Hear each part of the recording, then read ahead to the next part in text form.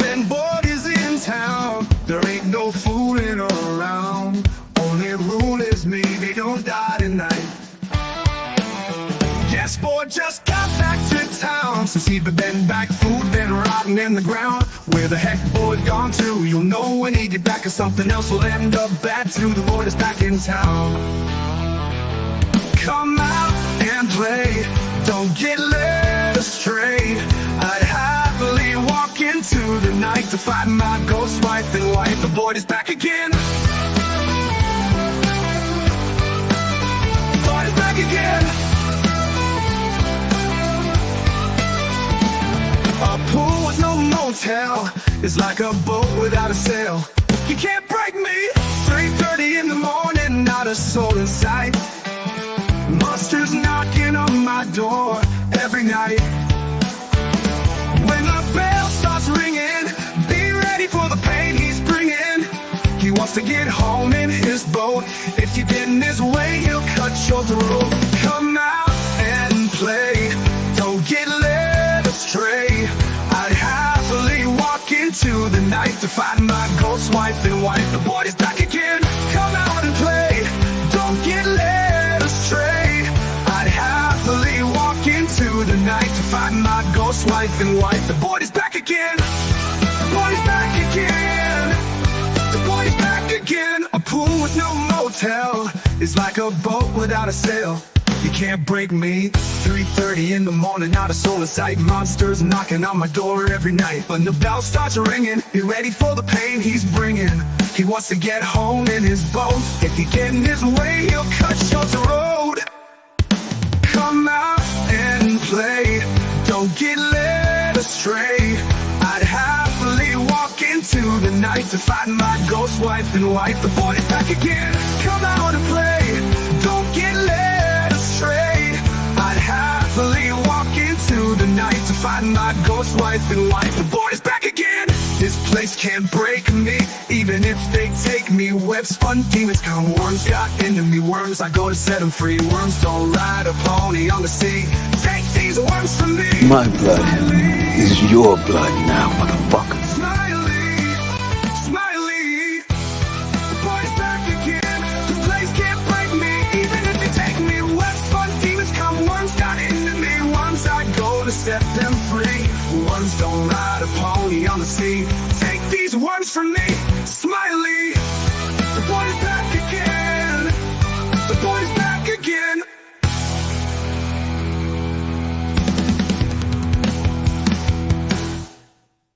You hear that?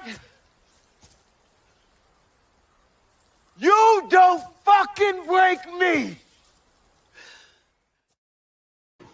That's right, folks. You will not break us. We will figure it out. And welcome, everyone. The day has arrived. It is game day. Formally game day, as some of you guys have called it. And we got our special guest with us, Mama Suzie, to talk about it, see what she's thinking.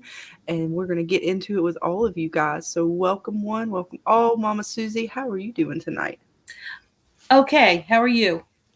I'm good. I'm excited to hear what you got to say because as the chat knows, you tell it like it is. You don't hold no punches back. You kind of give your take, and I like it. I like it. It's saucy, and if anybody knows, you got the good sauce. So we're gonna see what you got to say about this episode.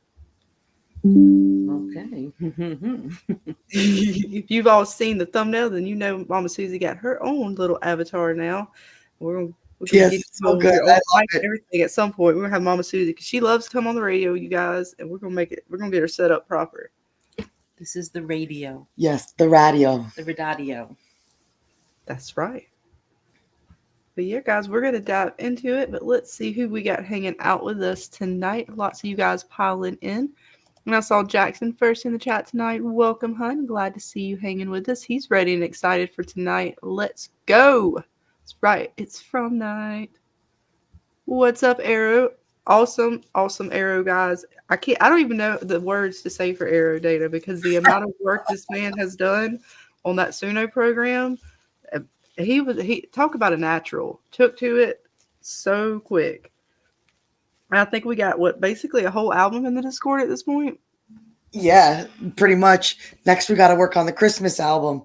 I know. So I'm thinking about putting another channel in the Discord somewhere where I will take all of those songs, Arrow, and put them into one channel. That way it'll be a little bit easier to access them for everybody. We'll kind of display them for you. And that way they won't get lost throughout the chat in the Discord. And you guys can all have it. I'll make it like a Fromily album. And we can do like I'll even let you tell me how you want to set up. We'll do like one album is like characters, second one's I don't know, storyline. However you guys want to do it. We'll set something up in the Discord for that. So that way we keep up with our Fromily album, see what else we add to it. We'll even do like Fromily music videos section or something like that. So yeah, guys, lots of good stuff. And we see PM hanging out with us tonight. Oh, and I know she's ready to talk to Mama Suzie, one of your biggest fans. Yes, I know. I told her I sent her the link in the Discord so she could come on and talk to you. She loves you. Who's that? PM. See her right there? Oh. She's your fan. Oh. I'll give you my autograph later. Oh, yes. For $75. Oh, no. You've been learning from Comic-Con, huh? Oh, no. Steep prices, guys. Let's see who else we got. I see Elizabeth hanging out with us tonight. Welcome to you, hun. I see Lepin I may not have said that one right. I apologize. Welcome, welcome. Let's see who else we got hanging out with us on this awesome Saturday. See, is it Kelly? I'm sorry if I pronounced that wrong, but I think is that Kelly? Kelli. Welcome to you, hun. Of course, Delcinia in the chat hanging out with us, our awesome mod, dancing away to that intro. I know she loves them. So welcome, hun. I see Bitey. What's up, Bitey? I hope you are having an awesome weekend, ready for this episode. So I know you are deep diving into it like the rest of us. And welcome, Stephanie1816. Always glad to see you hanging with us tonight. I see Kiwi in the chat. Welcome, Kiwi. Always glad to see you. And you made it. Yes, I know. You made it, and we are so glad to have you with us as always. She's one of our original angels. She's a great mod, a great friend. Her and Delcinia, I mean, we can't ask for more from some fine ladies. Let's see. I'm just trying to make sure I don't miss anybody. And I see Razi Mac. What is up, hon? Glad to see you hanging out with us tonight. And I think that is everybody. I think I got you guys. So we're going to dive into it. So, Mom. Oh, also, I'm so sorry. Before then, guys, there is a poll in the chat. Will Randall and Julie enter Martin's dungeon in the new episode? So we'll start with that. What do you think, Mom? Have you seen the trailer? Have you seen the trailer? No. Oh, okay. So we'll get to the trailer first. Just listening to that. I'm telling you, I don't trust Randall. He is trying to get into the heads of too many people. There's something about, I think he's being manipulated by the monsters, the way they manipulated Sarah. I think he's got a little bit of their blood in his blood. I don't trust him. And I hope Julie stays away from him. Well, they're about to go in the woods and smoke some weed. Well, maybe by smoking weed, I don't know, but I just don't trust him. I don't trust him at all. I don't like his character. I don't like the way he was, Marielle was helping him in the clinic. Mm-hmm. And she said to him, you have to change your bandage. And I heard you. I would have slapped him right across the scars and everything. I would have said to him, take this and you know what you could do with it. And then she offers him the clinic. So because deep down he didn't want to be alone. Well, he's got a hell of a way of showing his appreciation. That's why I don't like him. I don't get him off the screen. All right, here. How about this one? He deserves. Oh, well, you knew Fatima wasn't pregnant. I don't know. I still think she might be. I think they try to play us. I don't know. What if we just can't see it on the ultrasound? Then they've also planted something into her. So I know because I knew from the beginning that she wasn't going to be pregnant. I just felt that she was being manipulated by them. So you think it's all manipulation? Oh yeah. Definitely. She actually thinks that she's pregnant. Could be. I mean, it could be like, do you think she's a monster? Like turning into a monster, or is just all completely a mind like game? I don't know what they're going to do with her because she's been eating that garbage and she had tasted the blood. Mhm. I don't know. It's And we really saw the hard to- kimono woman appear in her picture. That was another a sign that I thought that something's up. She's being taken over in a sense of these other monsters. But she said to Elgin, "I can get you home." How can she get him home? I don't Rob believe thinks that Julie says, see, Rob says, I think only Julie is gonna go to see Martin. Oh, you guys, man, I don't know. You want to see the trailer? Yeah. I didn't see the trailer. She'll play it. Scar's gonna play. Hang on, let me pull it up 1 second. So yes, anybody who is watching us, we are about to play the trailer for this episode, for tonight's episode. So if you do not wish to participate, we understand, and we were going to let Mama Suzie, she wants to watch it with us and talk about it, so we are going to check that out. Making sure I'm good. And here we go. Hang on, scroll back. There we go. All right, here we go, guys. Help me, Elgin. I can save all of you. I can help you go back home. This wasn't just a random nightmare. This was a dream I had over and over. Can we maybe figure out what we're gonna do now? I don't know what we're gonna do. I don't know what's wrong. Then figure it out. Do you feel that? We should go. Oh, I want to check it. Hey, stop. You feel it?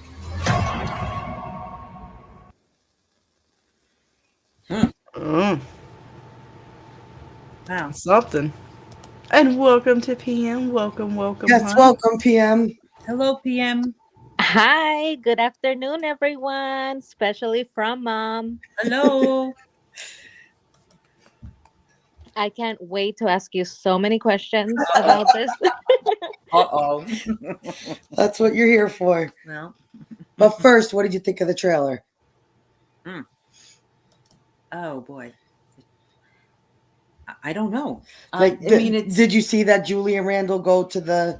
That's why she put the poll. Do you think that they're gonna go and kind of get to Martin? Because that's where Boyd found Martin and the music box. Because she was like, "You feel that? You yeah, feel but that?" I think the music box was smashed. So is it going to be the music box? Are they going to find Martin? Are they going to are they even going to be able to go back into that sort of realm? See, they're being manipulated. They're being. It's all manipulation. It is. They are. They're being. How can I say this? Drawn to something. Whether it's Martin, I thought when he attacked Boyd, that's what I call the attack. Mm-hmm. I thought he perished. That's what I thought. Did he? That's what I thought. Because he gave Boyd what was in him. Or like you say, was it more manipulation? I don't know. I mean, show's fucking with us, Mom. It's fucking with us. No, really, my mind, when I thought I was on the right path, and then all of a sudden I see this trailer, the Red Rocks, Tabitha having known this place other than Miranda. That was a little strange. Yes. How can two people have the same connection? Yeah. Unless, okay, maybe Miranda and Tabitha, maybe they're related. I don't know. It's like, guys, I wish, my mind is going in different directions right now. I can't wait to 12 o'clock when I go inside and I watch that particular episode. I know it's a lot for you to be up that late. It is, but it's well worth it. It's well worth it. But I don't know where Randall's going with Julie. I don't like that connection. I know the three of them were, captive in the tunnel. Mm-hmm. But I don't know. I don't know. I just can't trust him. I don't know. There's just something about it. And Julie's so naive, she's a pissy little teenager.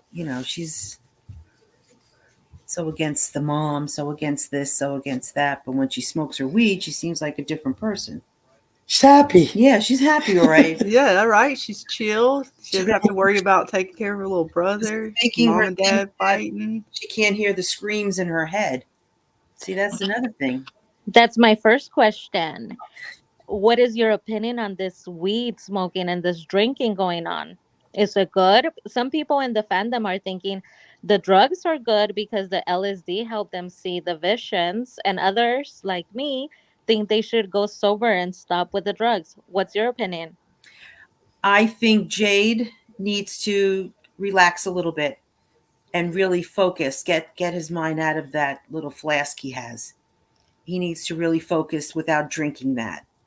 I think Julie really needs the weed right now because I don't know what's going on in her head.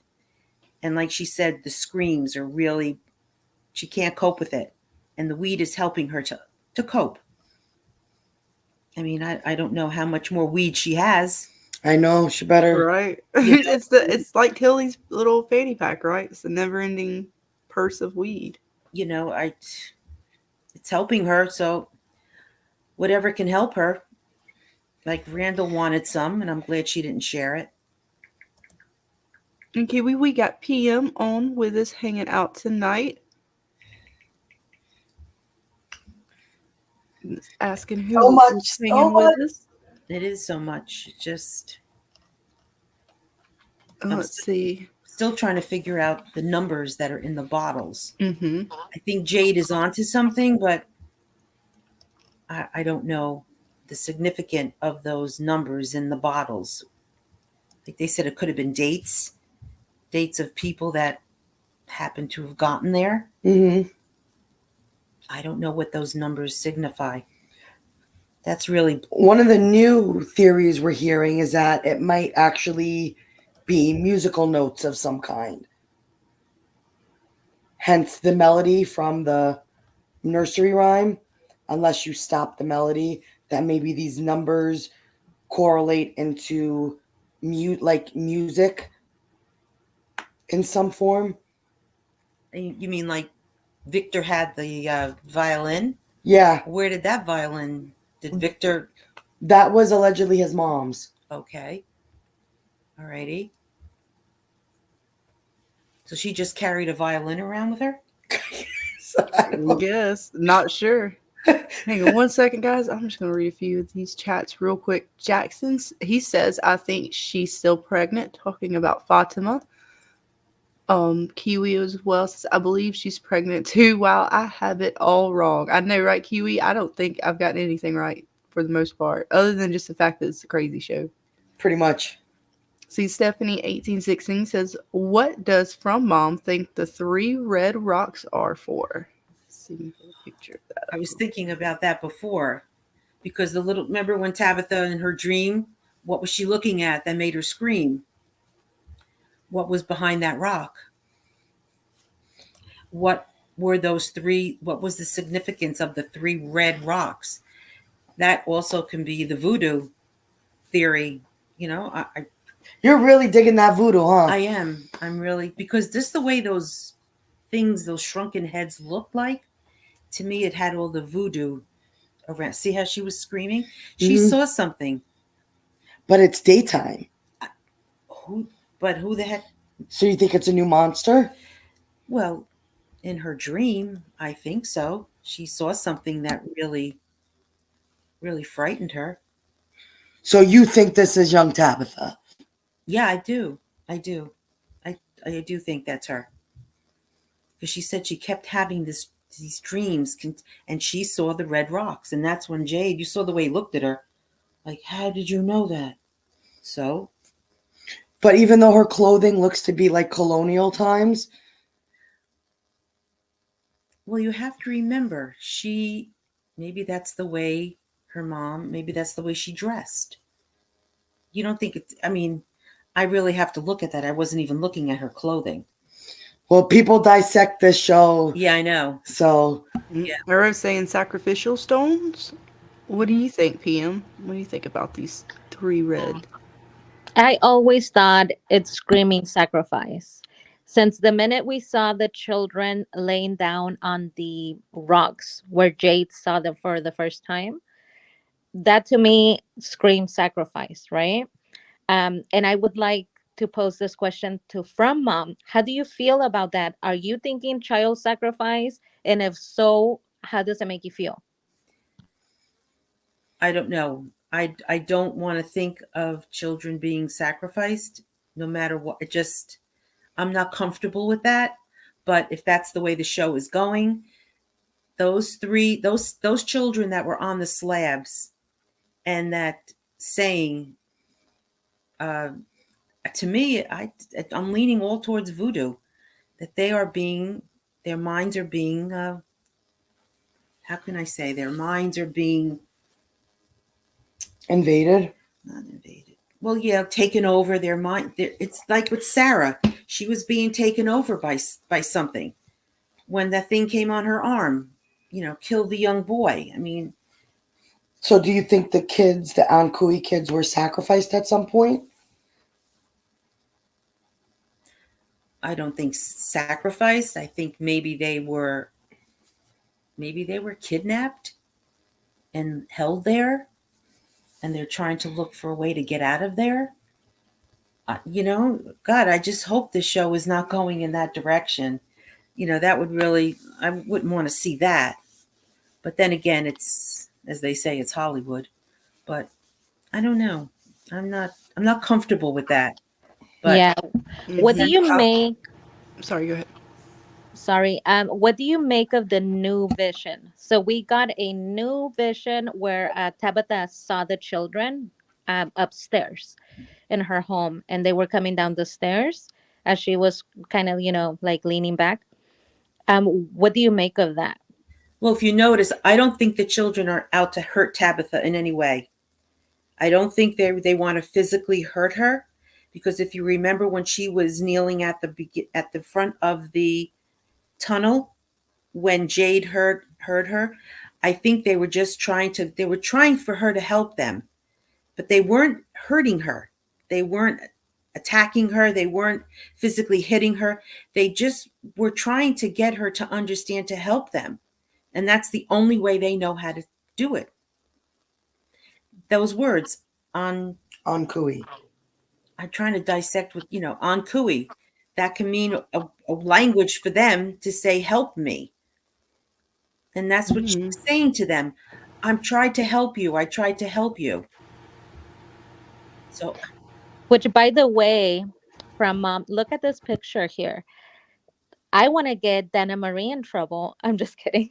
But she was laughing and she was saying they should have kicked the little Unkui children down. And I'm a Yes, I agree tattletale. with that because I don't trust them. I don't trust any of these entities that are popping around. Even dead dead Father Kotri, dead Tom, all of them. you wanted her to hit them? I'm kicking that thing down the steps. Ain't nothing coming near me Get like them in that. trouble. Get But them you in have to trouble. remember when she was at the beginning of the tunnel and they were like all on top of her, she couldn't get them off of her. I know, but I would have dropped No, she kicked a few of couldn't. those She kids. couldn't get them off of her. But she crouched down like she in a little She was fetal protecting position. She herself. didn't even attempt to like She get just away. got I would there. be kicking. I'd be running back to town. Like, y'all see this shit? Yeah, I I said don't play with spirits. But Ethan Hong said Kong, to a her, few of them. when he said, Mom, are you okay? And he looked at her and he said, the children? And he knew that she saw them again. Did you pick that up when Yeah. Ethan said that to her? But he didn't see them. No, she's the only one. Her and Jade. Yeah. Now, why Jade and her? I'm sorry. Why- C. Masterson says, I know them kids need to shower. They've been out there for a minute now. They get a little. Oh, and also, Mom, did you notice that the kids have the same veins and fingernails as the monsters?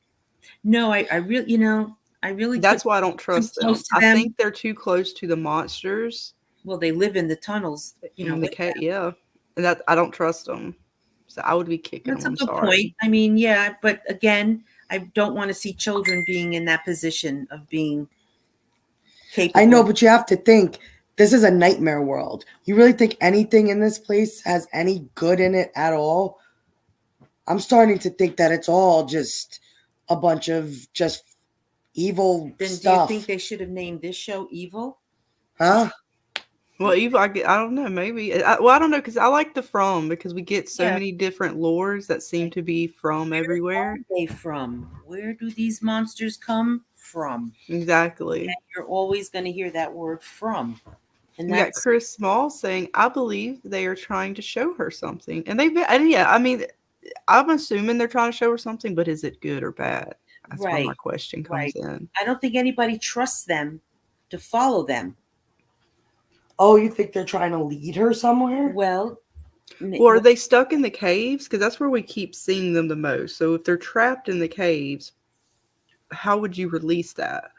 I wouldn't trust those caves, those tunnels, because if you remember when Victor went to get Jasper Mm-hmm.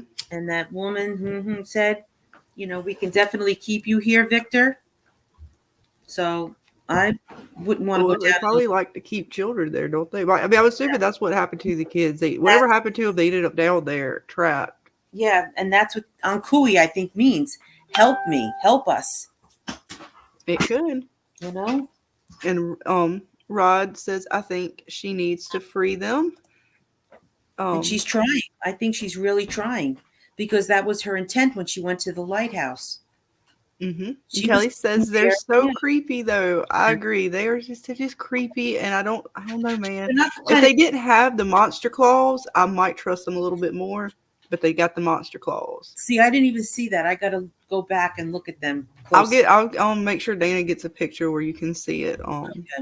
Now, for sure, I'm going to have a nightmare tonight. I have one. I just don't know where it is quickly enough to find it in my older From files. Because this one you can kind of see it, but it's too blurry when I like screen or zoom in on it. But you kind of can see the nail right here and right here. But he's got his hands like clenched in, so I don't know. Let's see if you can see it on hers. Can't quite see it on hers. There's some better pictures when I think they're in the caves. You can see it. The caves? Mm-hmm. Okay.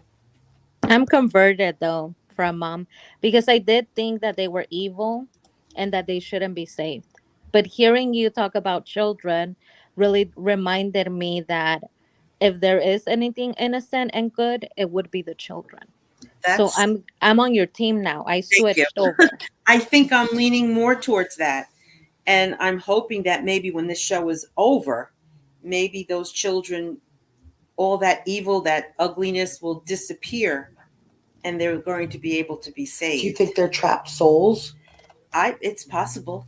And that saving them means releasing their souls, not so much as physically saving them, but helping them to move on. Yes, I think maybe this is like their purgatory. They're trying to get out of there. Mm-hmm. So I'm still trying to figure out those monsters. Mm-hmm. Let's see, real quick. I'm gonna end the poll, guys. So get your final vote in on the poll. We're gonna end it, and then maybe we'll start another one in just a minute. And also, I want to see. Amy Cinnamon Sweet says, I saw it somewhere online. The scars on the one totem head matches the one kid's. Okay, because those totems are trippy too. I really want to go back after the season and really focus on the totems. The monsters, the kids, all these things seem to have a connection to them. The way Jade even talks about the different things he's seen and how it's sort of all is connecting now. And he spoke of the children as well. So I definitely want to see where they take this stuff. Let's see what else we got.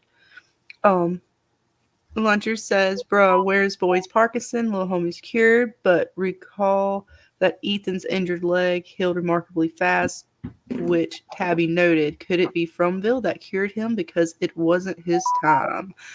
Yeah, I mean, we all know people start healing quickly. Christy seems to be up and at him a little bit as if she's now able to go back to work. So who knows? I mean, what do you think? Y'all think Boyd's Parkinson's is gone or it got healed by From? No, I think it's probably going to happen again, because why is Randall still, his face is still messed up, his neck. I mean, Christy's walking with crutches, and Marielle said there was no fractures. So, I don't know. I'm not sure. I'm not sure. I mean, I know it's a lot. There's a lot of little things in the show. Too many little things. Aaron says dropkick, question mark. Oh, poor Ankui kids. She says Ankui kids look like Tommy and Friday the 13th. LOL, like split image. Oh, poor little kids. Though I mean, at one point I felt sorry. I feel sorry for their original form, but I think they. I don't know. I get just a bad vibe because even the way the little kid was down there in the caves, I was like, so are these kids counter to the boy in white then? That to me, that if these kids are good, I would have to say the boy in white is bad because I feel like the boy in white was tricking Tabitha using the kids in the tower, and the kids went nowhere up in that tower. And even Miranda kind of thought that, so it makes me think that was a trick. What do you guys? Do you think the boy in white then is trustworthy? If the kids are trustworthy, is the boy in white trustworthy? I'm with from mom because I believe last time she mentioned that she believed all the children were good, and we could follow up if she still believes that. But I'm kind of the same belief now that all the children. I'm just every child is probably good. That's my belief right now. What do you think from are they all good? I think so. I really do. I think the children are there for a reason. And what And about the boy in white? Is he good? I'd have to say I'm hoping he is because he did lead Tabitha to the lighthouse. Unfortunately, he did push her out, but he said this had to be the way because that's the only way she was able to get back to Camden, Maine to see Victor's father. I mean, it's all, and to bring Victor's father back. Here was a man who thought he lost his whole family, and now all of a sudden he has his son.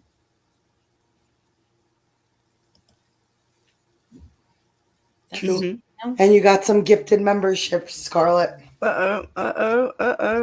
I'm so far. Oh, okay. Yes, we did. There is Miss Dana They're from my Marie. mom. They're from my mom. Oh, they're from mom. Oh, well, thank you, mom. Hang on, I want to see who got some memberships.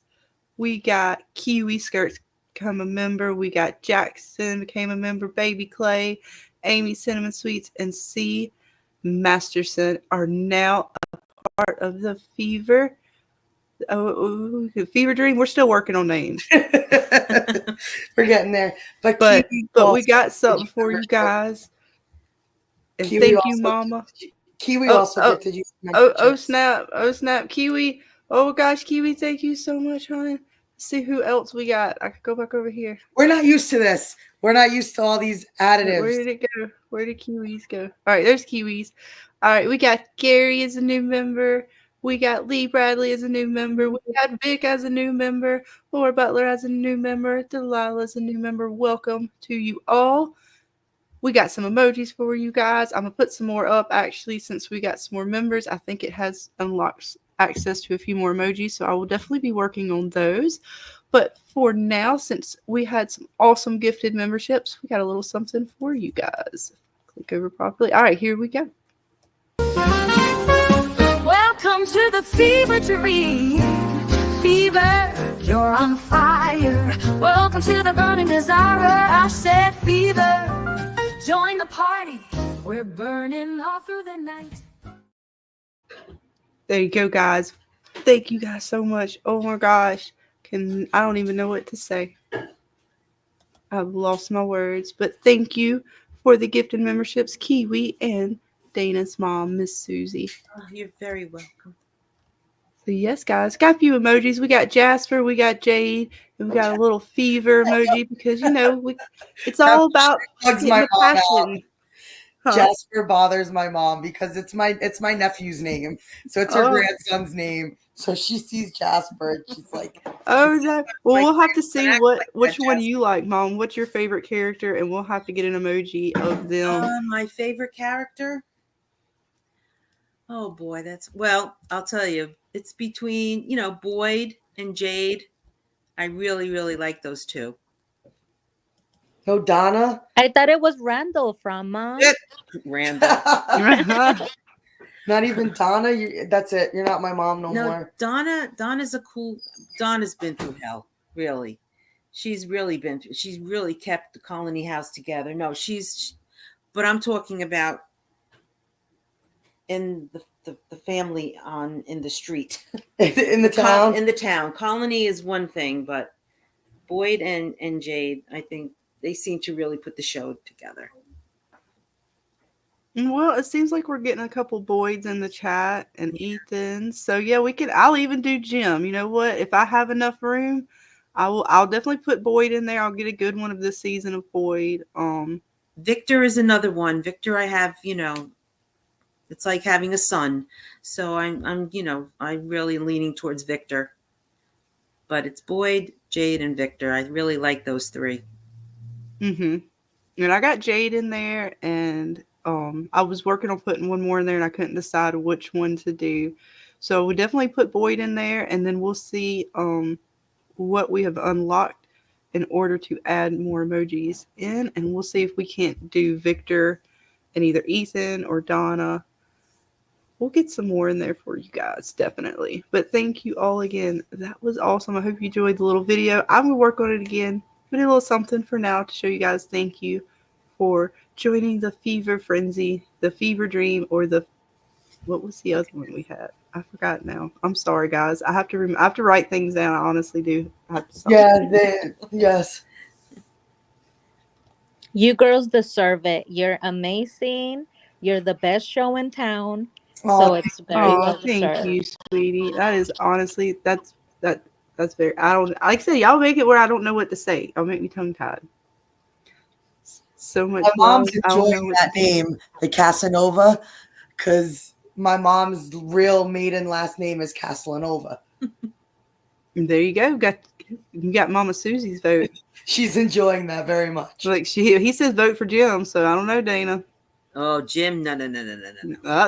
Vote for Jim. I don't know if they're trolling us or if they're serious, but either way, I love it because that is definitely a conversation I want to get back into. I know, and it has become a hot topic, Dana. It is. But see, everybody knows I haven't liked Jim from season 1. I have not been a fan of Jim from day 1. He annoyed me. So I stick to my guns. Jim he irritates me. And again, I'm sorry, my voice is still all crackly from being sick. So, but yes, the triangle that is the show seemingly is developing between the Tabitha, Jade, and Jim sort of fiasco, because we start the episode, interestingly enough, with these two sort of arguing and bickering about things. Which is a really good question before we walk away from this picture here. We need to get from Mom's official side, because the fandom right now is choosing sides. Who was right in the fight? Was it Jim? Was it Tabitha? Jim has a lot of votes right now. So I'm holding my breath. Who was right from Mom? Yeah, Jim's getting a lot of... Well, hang on. I would actually put a poll up just for fun. And then real quick, we're going to... I'm editing the other poll, and it looks like... People on his side. 50% of you guys are thinking Randall and Julie will go enter Martin's dungeon in the next episode. 32% no. So we're going to get ready to put a new poll in. And I'm not going to make it so much about who's right or wrong, but... I'm not even going to add Tabitha into it. We're going to take Tabitha out of it. I'm going to say which one is your favorite. And I'm going to put a few up there. We're going to go from Jim, Victor, and Kenny. Who do you guys think you like the most? And then we'll just argue about Jim in general. Victor. Yeah, so Jim's getting a lot of backing in this fight. Yeah. If you could see the look on my mother's face right now. So who in this fight do you think Tabitha's at fault? She a little harsh on Jim? No. Not at all. No. Because I picked up on something. She said, he threw himself into his work for a whole year. Where was he when she was with the kids? Somebody had to make money. Yeah, but doesn't mean you neglect your family.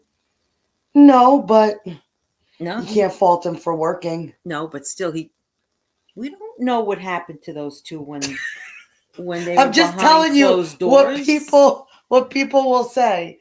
They say somebody had to work. She was a stay-at-home mom. He brought home the money. But when Thomas died, it seems like he threw himself into his work. And she said, I was there when Julie and Ethan were crying looking at Thomas's toys. So, and he was like, didn't even say anything. So, which tells me he wasn't around. So Tabitha was there. But there's probably other things going on as to why she wanted the divorce. That's, they really didn't pick up too much on that. Oh, I think Jim's a douchebag. Oh yeah, he is. He's all me. But Tabitha's not a really good mom either. No, but they're both horrible parents if you really think about it.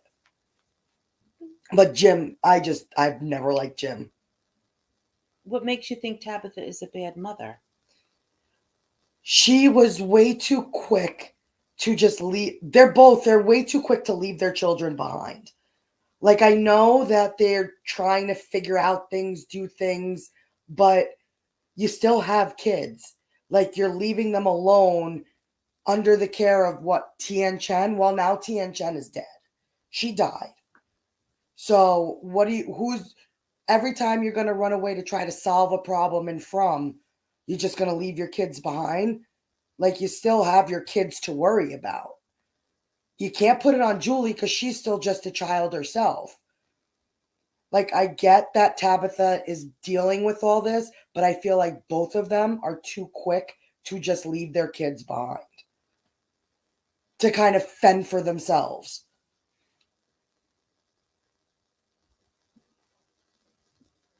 But Tabitha didn't like when Julie went and chose the colony house.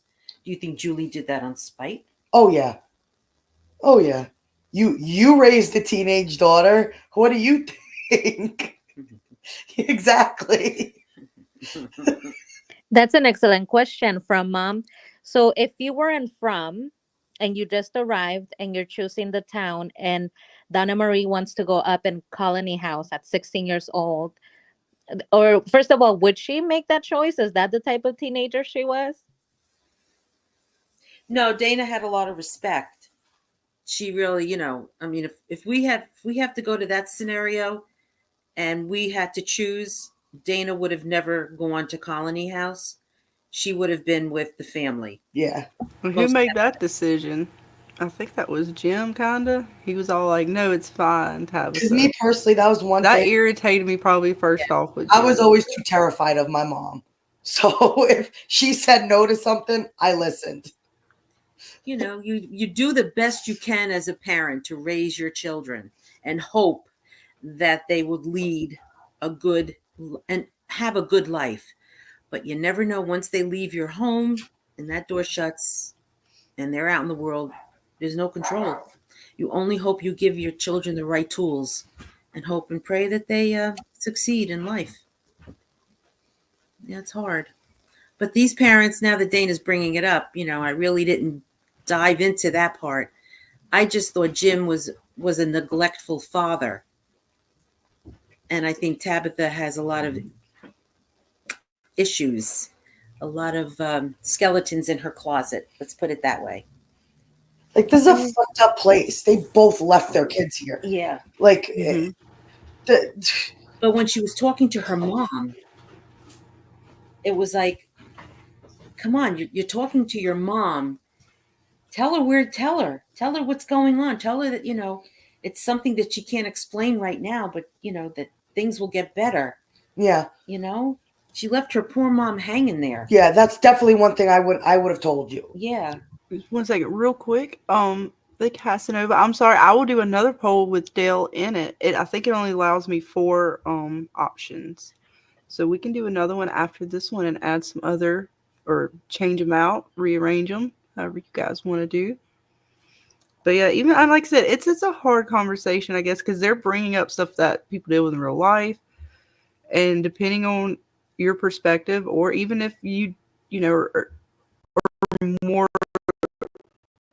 less biased than others, you still probably kind of want to look at it in one way or the other. But I mean, I agree with Dana that I don't see it because of this fight here. Because honestly, I'm with Dana. I didn't like him from the get go, and I think we said it last night. Or I was saying, to me, it's the way they wrote Jim, his lines. And it's not even the fact that I'm saying Jade is a nicer character. It's that they gave Jade funny lines. I love the Joker over Batman in a Batman movie, not because the Joker is a nicer character, but because of the lines that they gave him in the movie were just funny, hilarious, whatever. I was like, holy shit, I like that character more. Like, so much so that I felt like the Joker in The Dark Knight overshadowed Batman. And Batman's the good guy, right? And it had nothing to do with who was good or bad. It had to do with the lines and the way that they portrayed that character. And I see the dynamic between the three of them setting it up. They've always set Jim and Jade up against each other from the start of the show when they both entered. And they have, in my opinion, made Jade appear to be more growth, more understanding. His lines are funnier.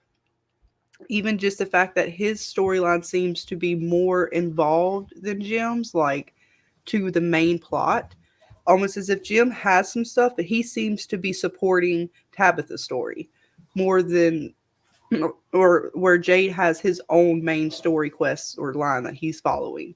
So it kind of puts that character more in your face. It makes you kind of gravitate to it.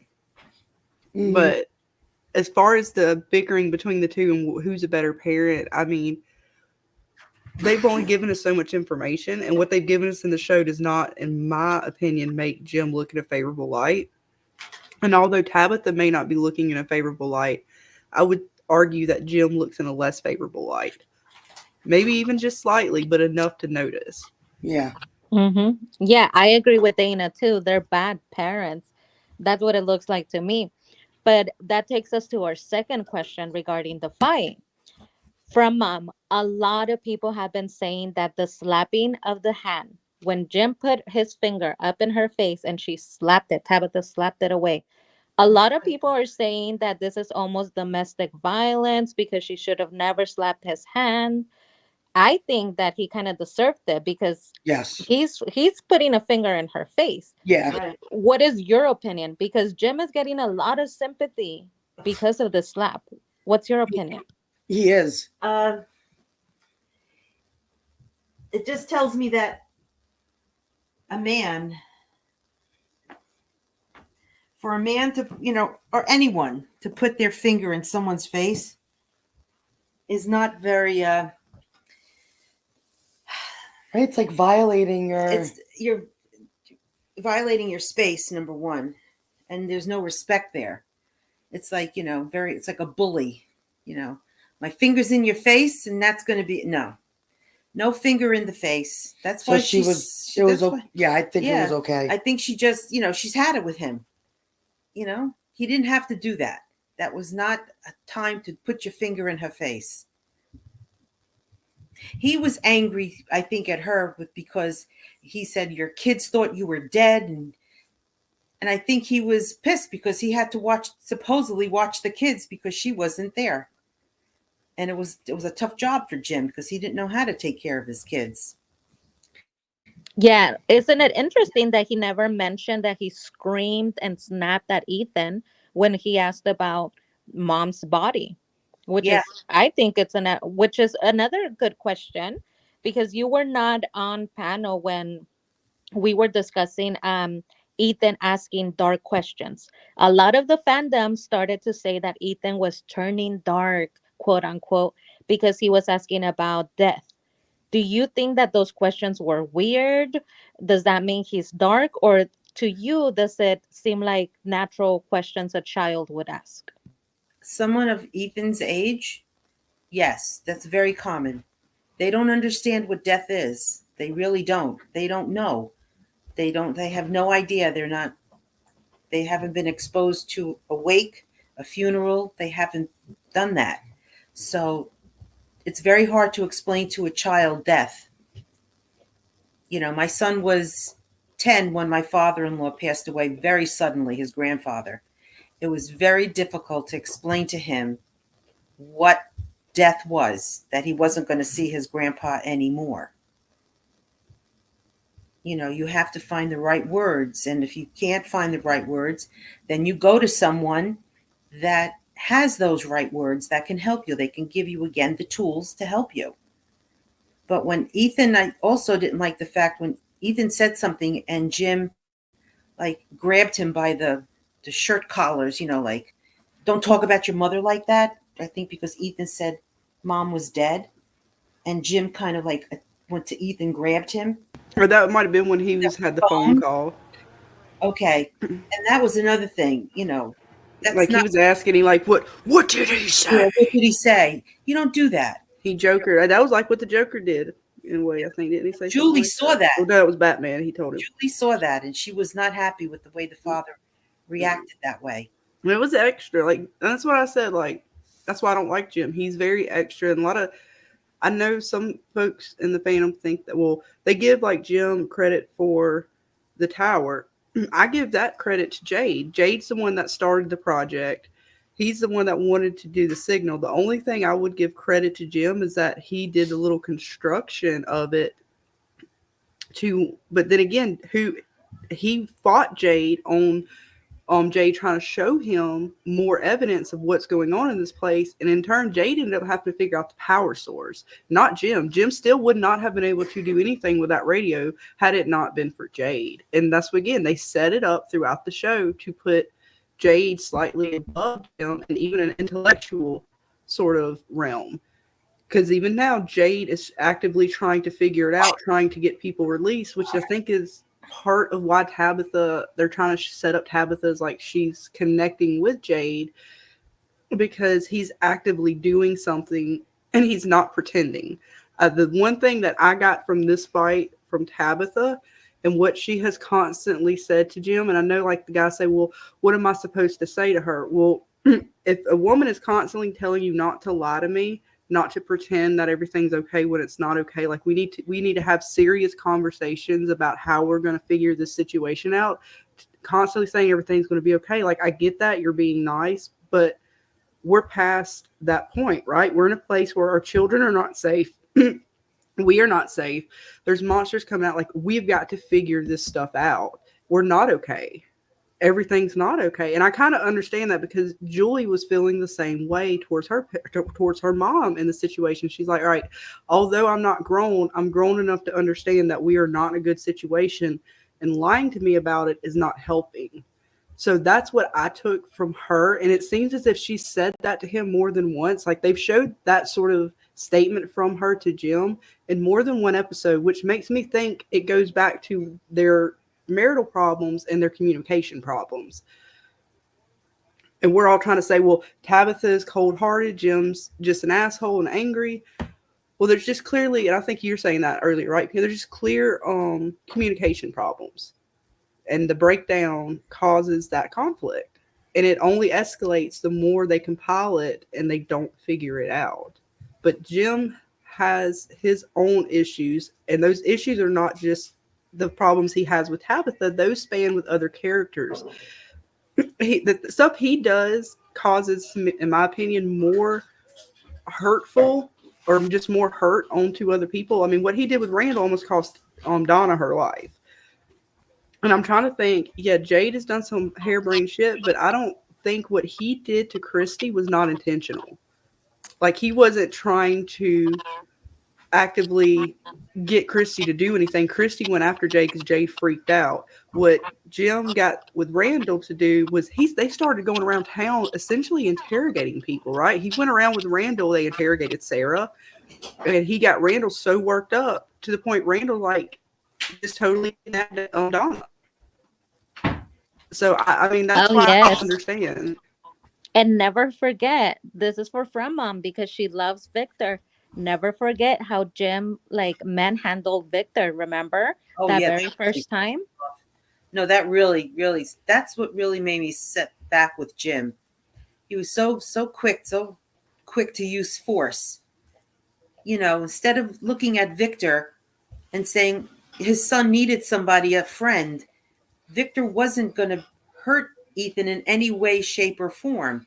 That's not what Victor was all about. But Jim right away, the big macho that he thinks he is, attacked Victor and told him to stay away from my son, nearly threw him off the porch. That really pissed me off. That was not something that was not necessary.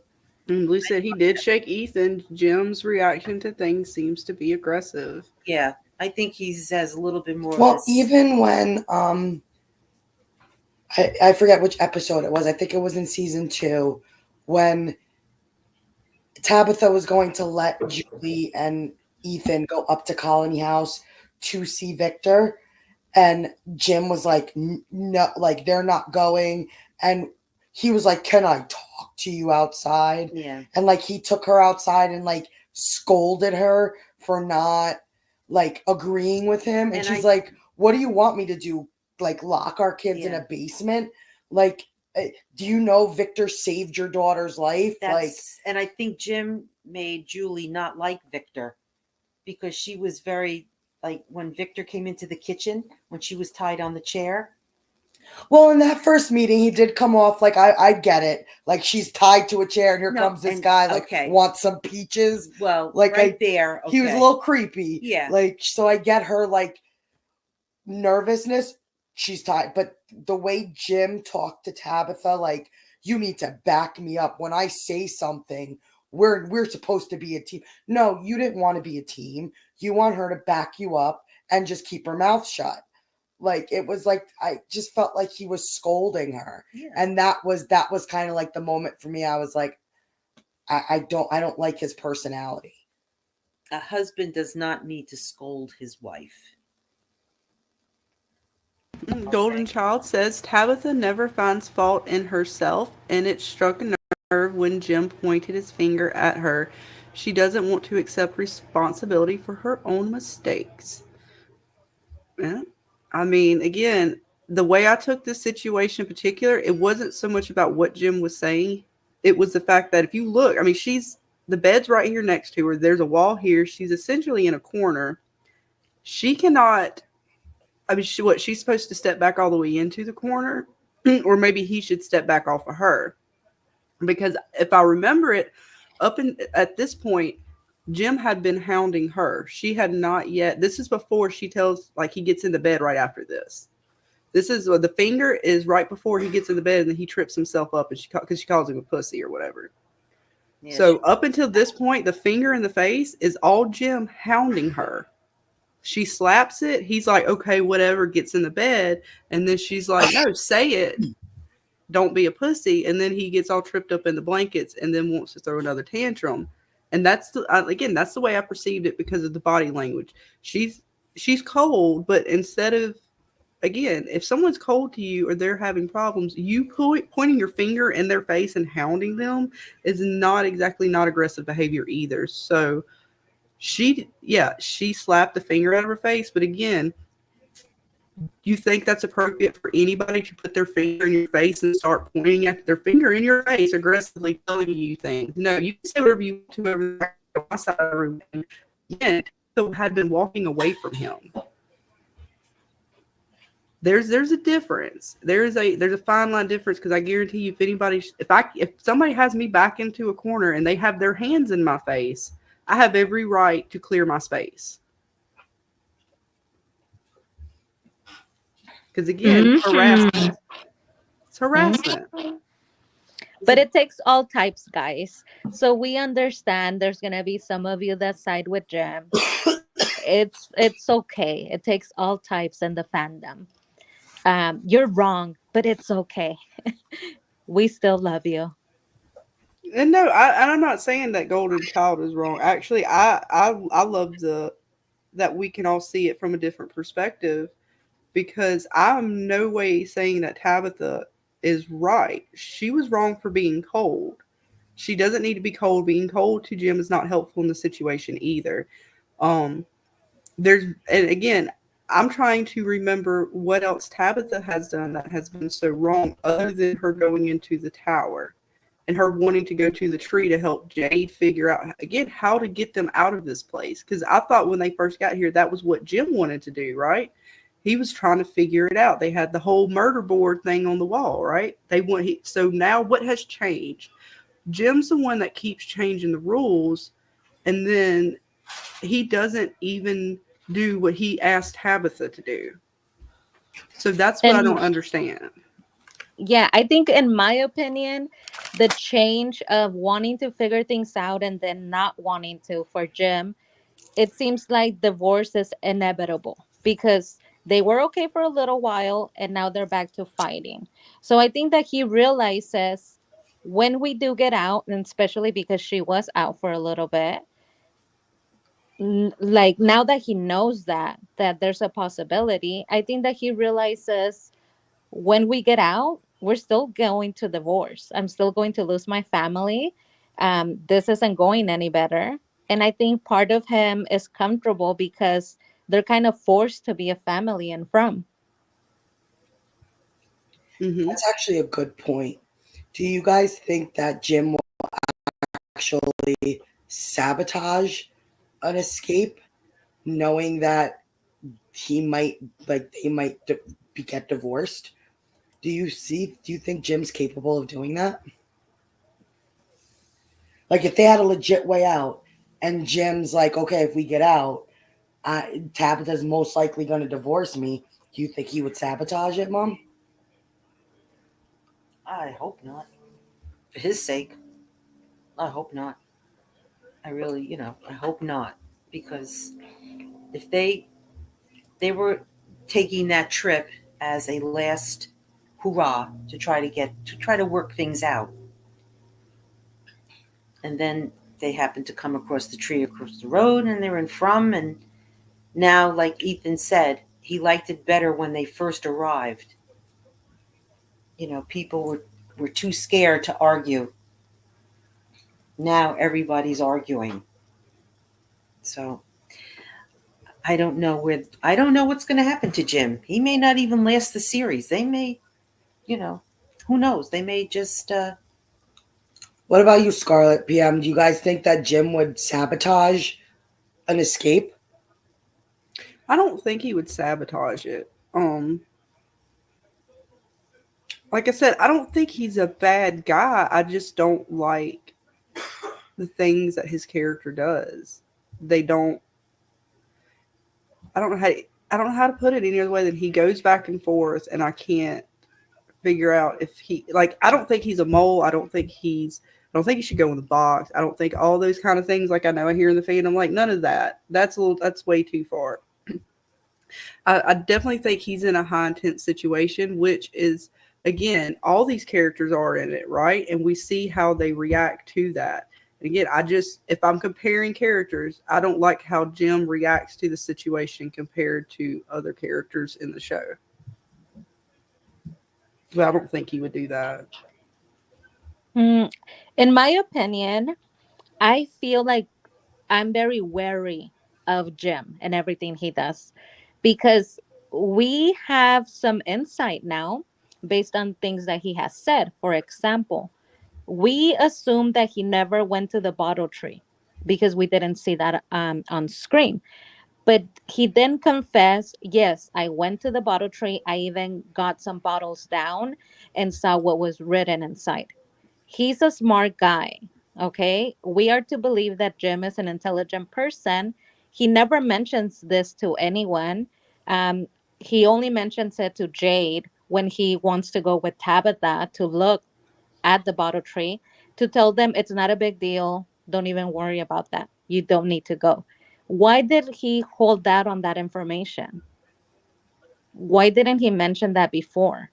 If he wants to get out like he was season one, that's valuable information. Jim from season one, he would have loved to have access to the bottle tree so that he could figure it out. And now he's thinking this super weird tree is no big deal. It just doesn't make sense. Yeah, I mean, I'm not sure. Did they know that Victor took Tabitha to the tree? Yes. Okay. Did Jim talk to Victor after Tabitha left? We don't know. Okay.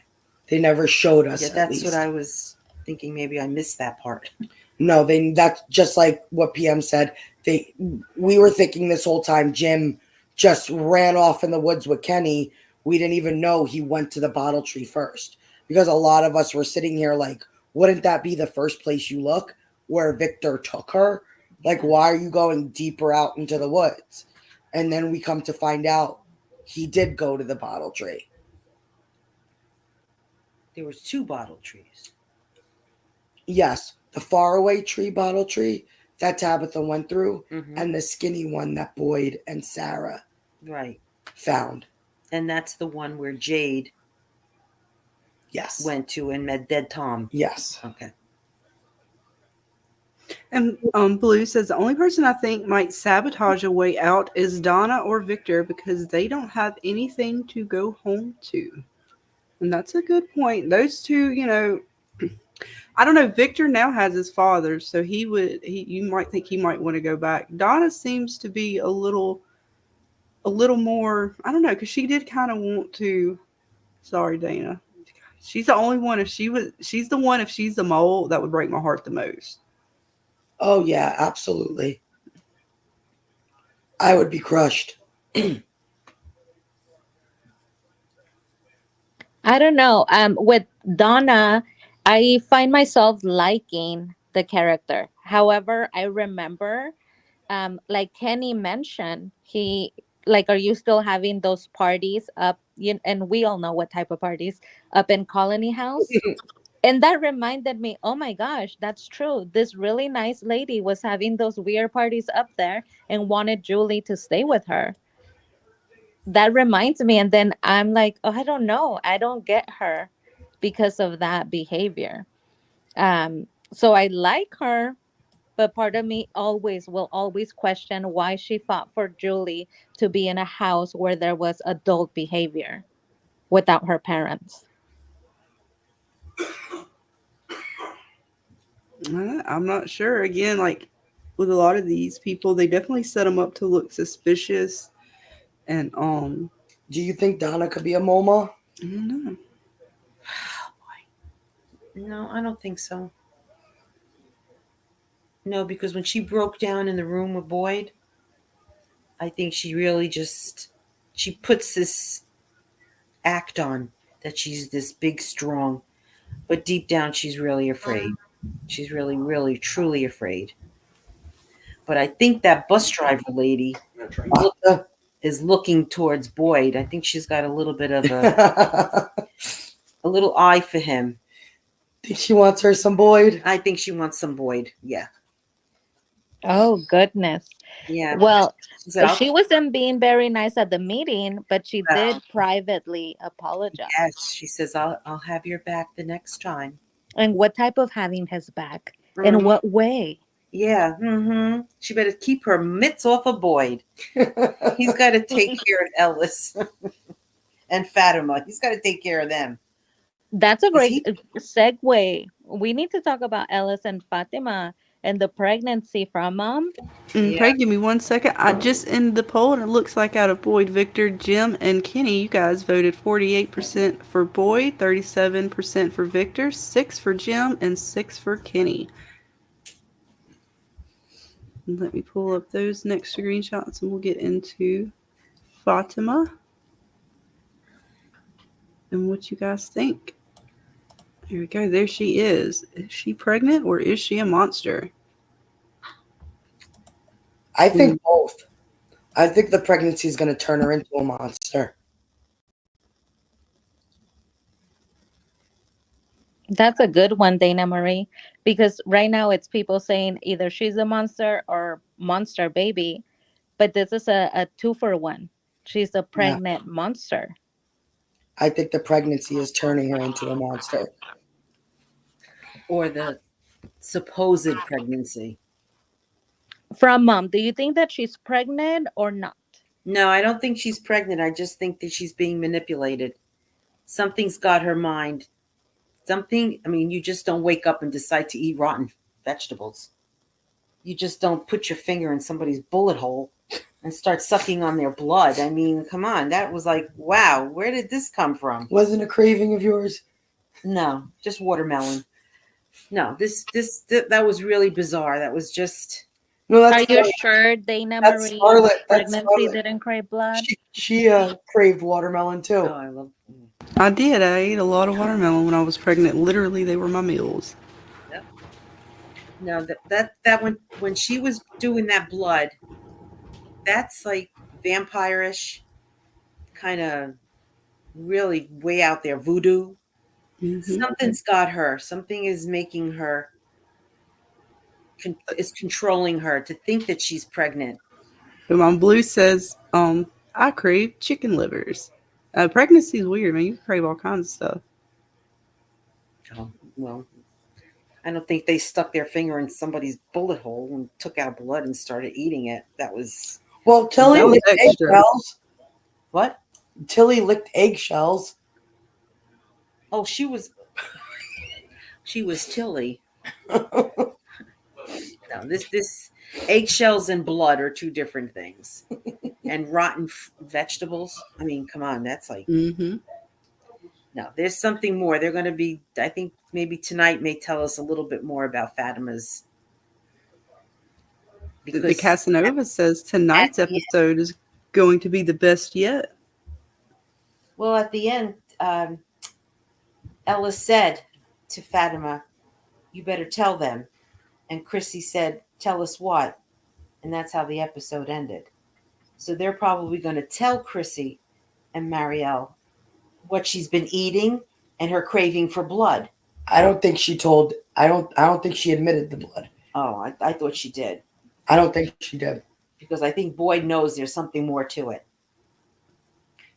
Because even like Ellis's reaction to her seemed like it was just reacting to the rotten food. Because I think it would have been a different reaction had he found out she was fucking sucking on, dead Nikki's, licking her blood and stuff. That would have been like, all right, like we're putting you somewhere type of shit. Jackson says she's definitely a vessel for something. Blue says Tilly probably still licks eggshells. Oh wow. Hang on, let's see what else we got. What if it's like Teacup and Fatima is just a new vessel for Kimono Lady and Elgin has to drown Fatima at the Brundles? Ooh. Wow. It could be. And I don't know. I was finishing up Teacup today. I got at least 1.5 more episodes to go. So yes, I did get almost to the drowning. We're almost there.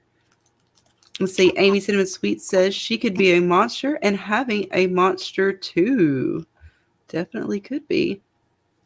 And Amy also says 2 fingers deep, Tony said. And yes, I like to say Tilly, the other white meat. Not Tilly. I'm sorry. It's Nikki. Either way, Tilly's going too. She's going to be there. Don't worry. I was reading this one down here. Right, Tilly? It's Tilly. But no, Nikki, she is the other white meat. Definitely. That's a good question for From Mom. Tilly. Speaking of Tilly and her weird behavior. So in the fandom, there's a lot of people that excuse her behavior and crossing boundaries because Fatima has kind of put up boundaries where she's like, oh, I don't know if I want you so close to me. And she kind of is excused because, oh, she's just this sweet old lady. She's nosy. That's okay.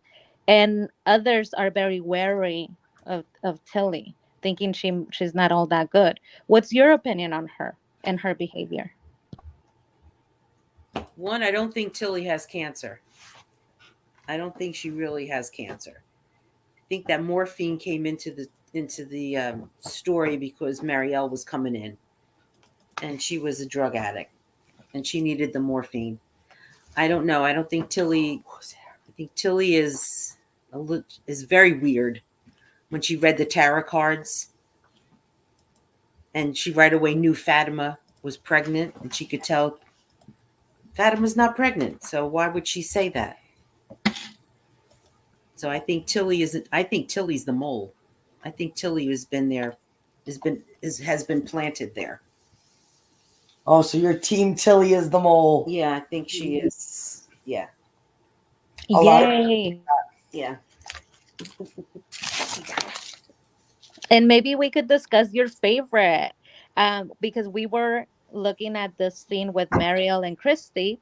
A new development was that Randall, your favorite, is now moving in to the clinic. I told you.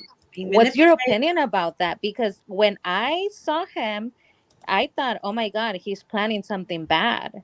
But a lot of That's people say, no, he's a sweetie. He's just a tough guy. He's a sweetie. He just wants company. How do you read that? You know how I feel about Randall. I don't trust him as far as I could throw him. He is just not, he's not a nice person. Never was since he put his foot off that bus. Even when Elgin threw up, he was the most miserable son of a gun. Really, come on. That just aggravating. No, Randall to but he me, was the first to run under the house and go try to help Tabitha when Jim made it seem like somebody was trapped in there. He was one of the only two people on the bus who actually left to go help. I don't care. That to me, that's it's not. No, he's just no. I'm trying, guys. I'm trying. I don't like the way he is, and I'm telling you, once the monsters ripped his face like that, there was a meaning behind it. They planted something in him. Do you think he was genuine in asking to move in with the girls? That's that to me is just his little game. Because if you remember when he was on the bus with Boyd and Boyd wanted to change with him, Randall wasn't in any hurry to switch with Boyd. Mm-hmm. He wanted to stay on that bus. So why was the bus so scary? Why was he so terrified when he didn't want to switch with Boyd? That's an excellent point. Okay. That's an he was.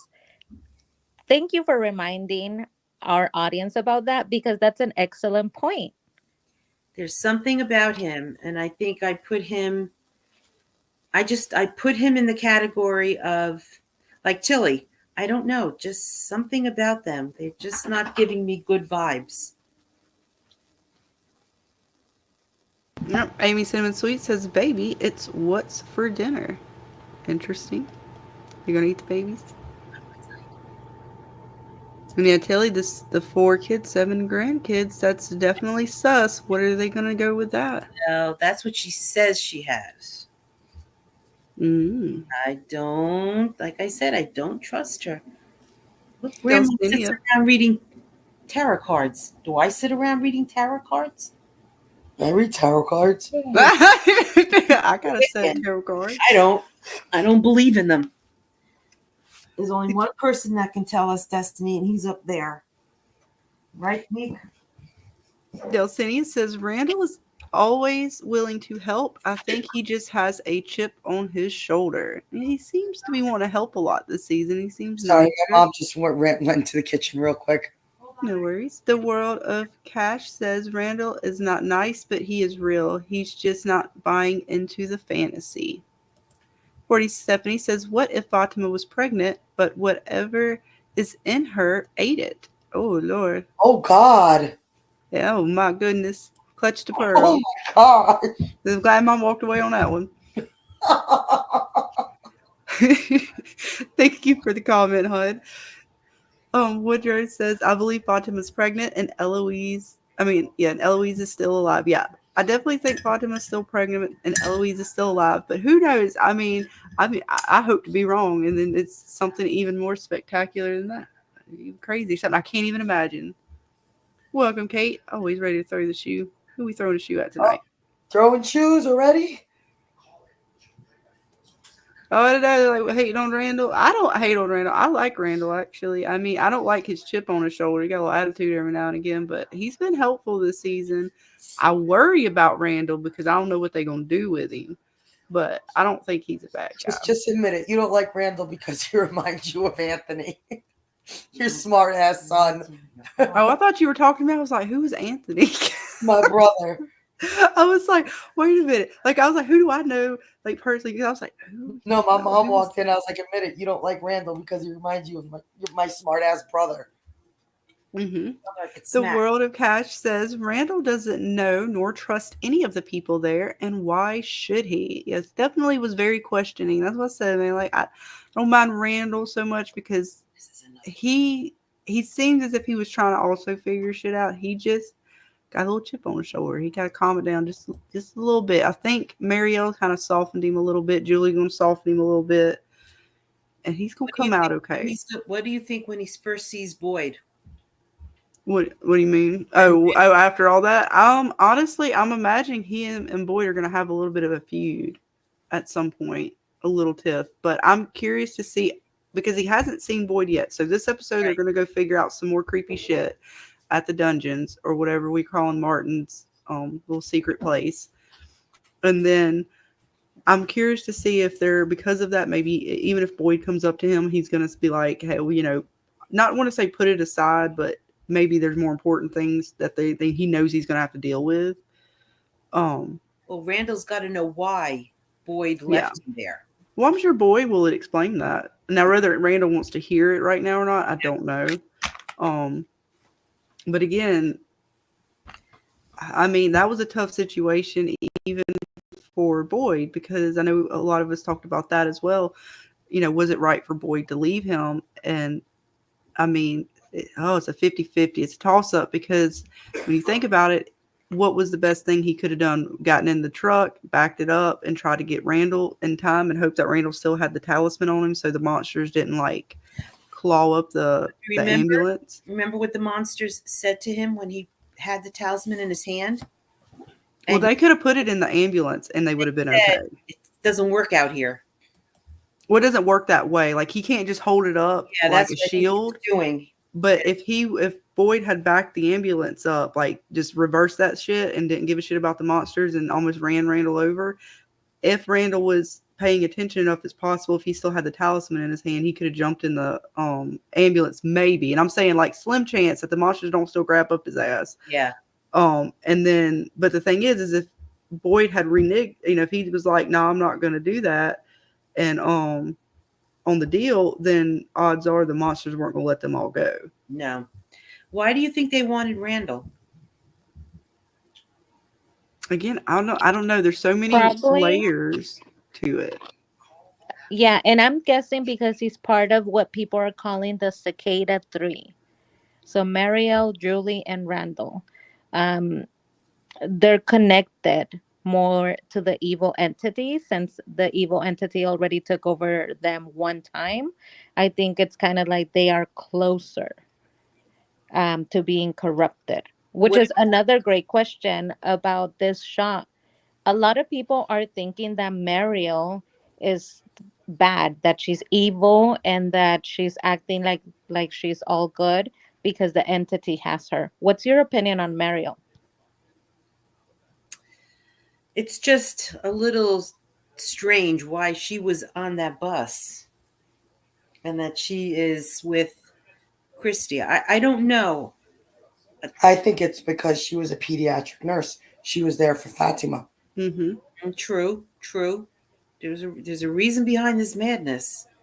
Yes, we just got to figure out the chaos and make some order of it all. The Kiwi says it wasn't that he didn't want to swap with Boyd. He just wanted to be involved in what Boyd was doing. I don't see Randall as anything more than what he appears to be. Ray Barnes says Randall is the man in yellow suit, and he could be. I know Ray was talking about that a little bit last night on stream and how he kind of has the same look. Maybe not the same suit, but at least the same kind of look, kind of, you remember less hair. The painting of the guy who was in the yellow suit? Yeah. That's who Ray Barnes thinks Randall is. So Miranda had Randall already. Well, if you look at it, because he kind of looks like that image, shaved head, like that head. So he's saying, could Randall be the man in yellow? Like you say, plant mole. Yeah. Maybe he's the man in yellow. We got Mother of Dragon says, I love From Mom's Wisdom. She's hilarious. Oh, well, thank you very much. Oh, she's a hoot. Yes, indeed. Somebody's going to get a hoot. Quan Solar says, I'm happy Jade, Randall, and Kenny choose not to be isolated, but I hope Mariel and Randall go dark and bad. Ooh. I mean, they very much so could. He's even seeming to try to get Mariel to open up a little bit about what she's seen is if she's suppressing it somehow. And still wonder if she's gotten into that drug cabinet. Suppress things, perhaps. What do you guys think? Mario relapse? I don't think she relapsed. I actually think Marielle saw the most because of her drug and like her inebriated state of being like going through the withdrawal. We know that drugs do something here. But didn't she see Smiley? Mm-hmm. They had in a dream. Upstairs. Yes, she saw him in the dream get up. I think she had the most clear vision out of all of them, and is only acting this way because she was able to see the most. So I don't think she's okay. I just think she's coping with it differently. Like Julie is coping with the weed. Yes. Okay. I don't trust the monsters are just, I don't know. It's like Jasper. Who's taking care of Jasper in the tunnel? Oh. You know? That's an excellent question, and it moves on. It moves us to the the tea party. What's your opinion? Victor saw Jasper in another part of the tunnel. How did he get moved to that other part of the tunnel, and who's putting the flowers on the table? It's set up like a little girl. It's like set up like a tea party. And Dana's got a very interesting theory on that I actually like. I'm telling you, Eloise is alive. See, you are my mom. I'm telling you, Eloise is alive. I think it's Eloise too. And I think Eloise has a bigger part in this control of the monsters than we really. Well, because remember, the monster said to Ethan, you keep coming down to these tunnels, we're going to keep you here. Yeah, he said it to Victor. What if Eloise went down there and the monsters kept her down there? What if Eloise is that woman? People have said that too. You know, because Victor really doesn't know what his sister would look like. People have said that, yes. You know? I don't personally think so, but I think Eloise is... Eloise is somewhere in this. Yes. We just haven't been able to pinpoint it. I just don't know. I agree. I like this one. We got Alabaster Dragon says Clara is taking care of Jasper. We did see her pop up after Jade's little vision with Jasper. It's her connection to it all. From Mom, do you think that Jasper, so we saw that Victor did end up getting Jasper.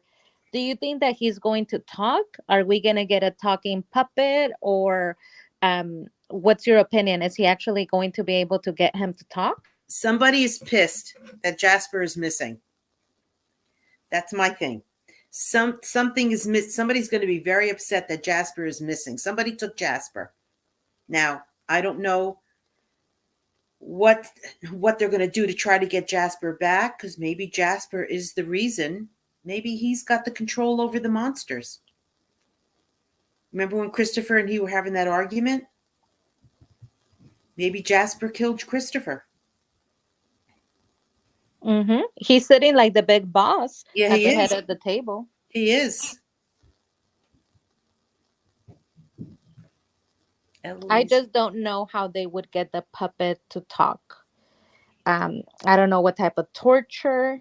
It's got to go to Jade. Right. I'm thinking Jade's going to somehow enact it. I think Jade's going to be able to activate it in a sense. Okay.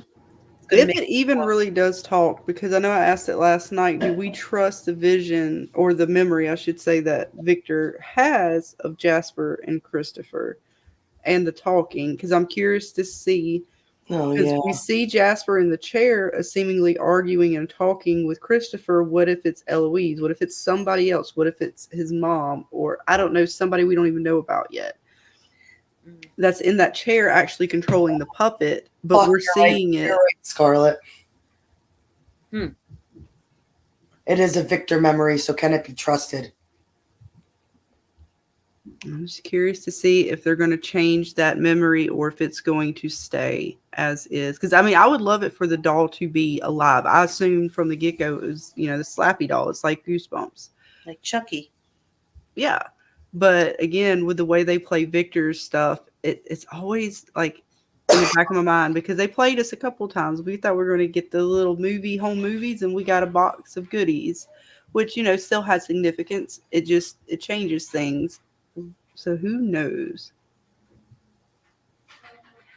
Yeah, it'd be more like missing info. Not like I said, Jasper would still be talking essentially, but if somebody was puppeting him in the chair as opposed to Jasper just sitting there, I'm thinking more of how they added someone into the memory the same way they did Eloise.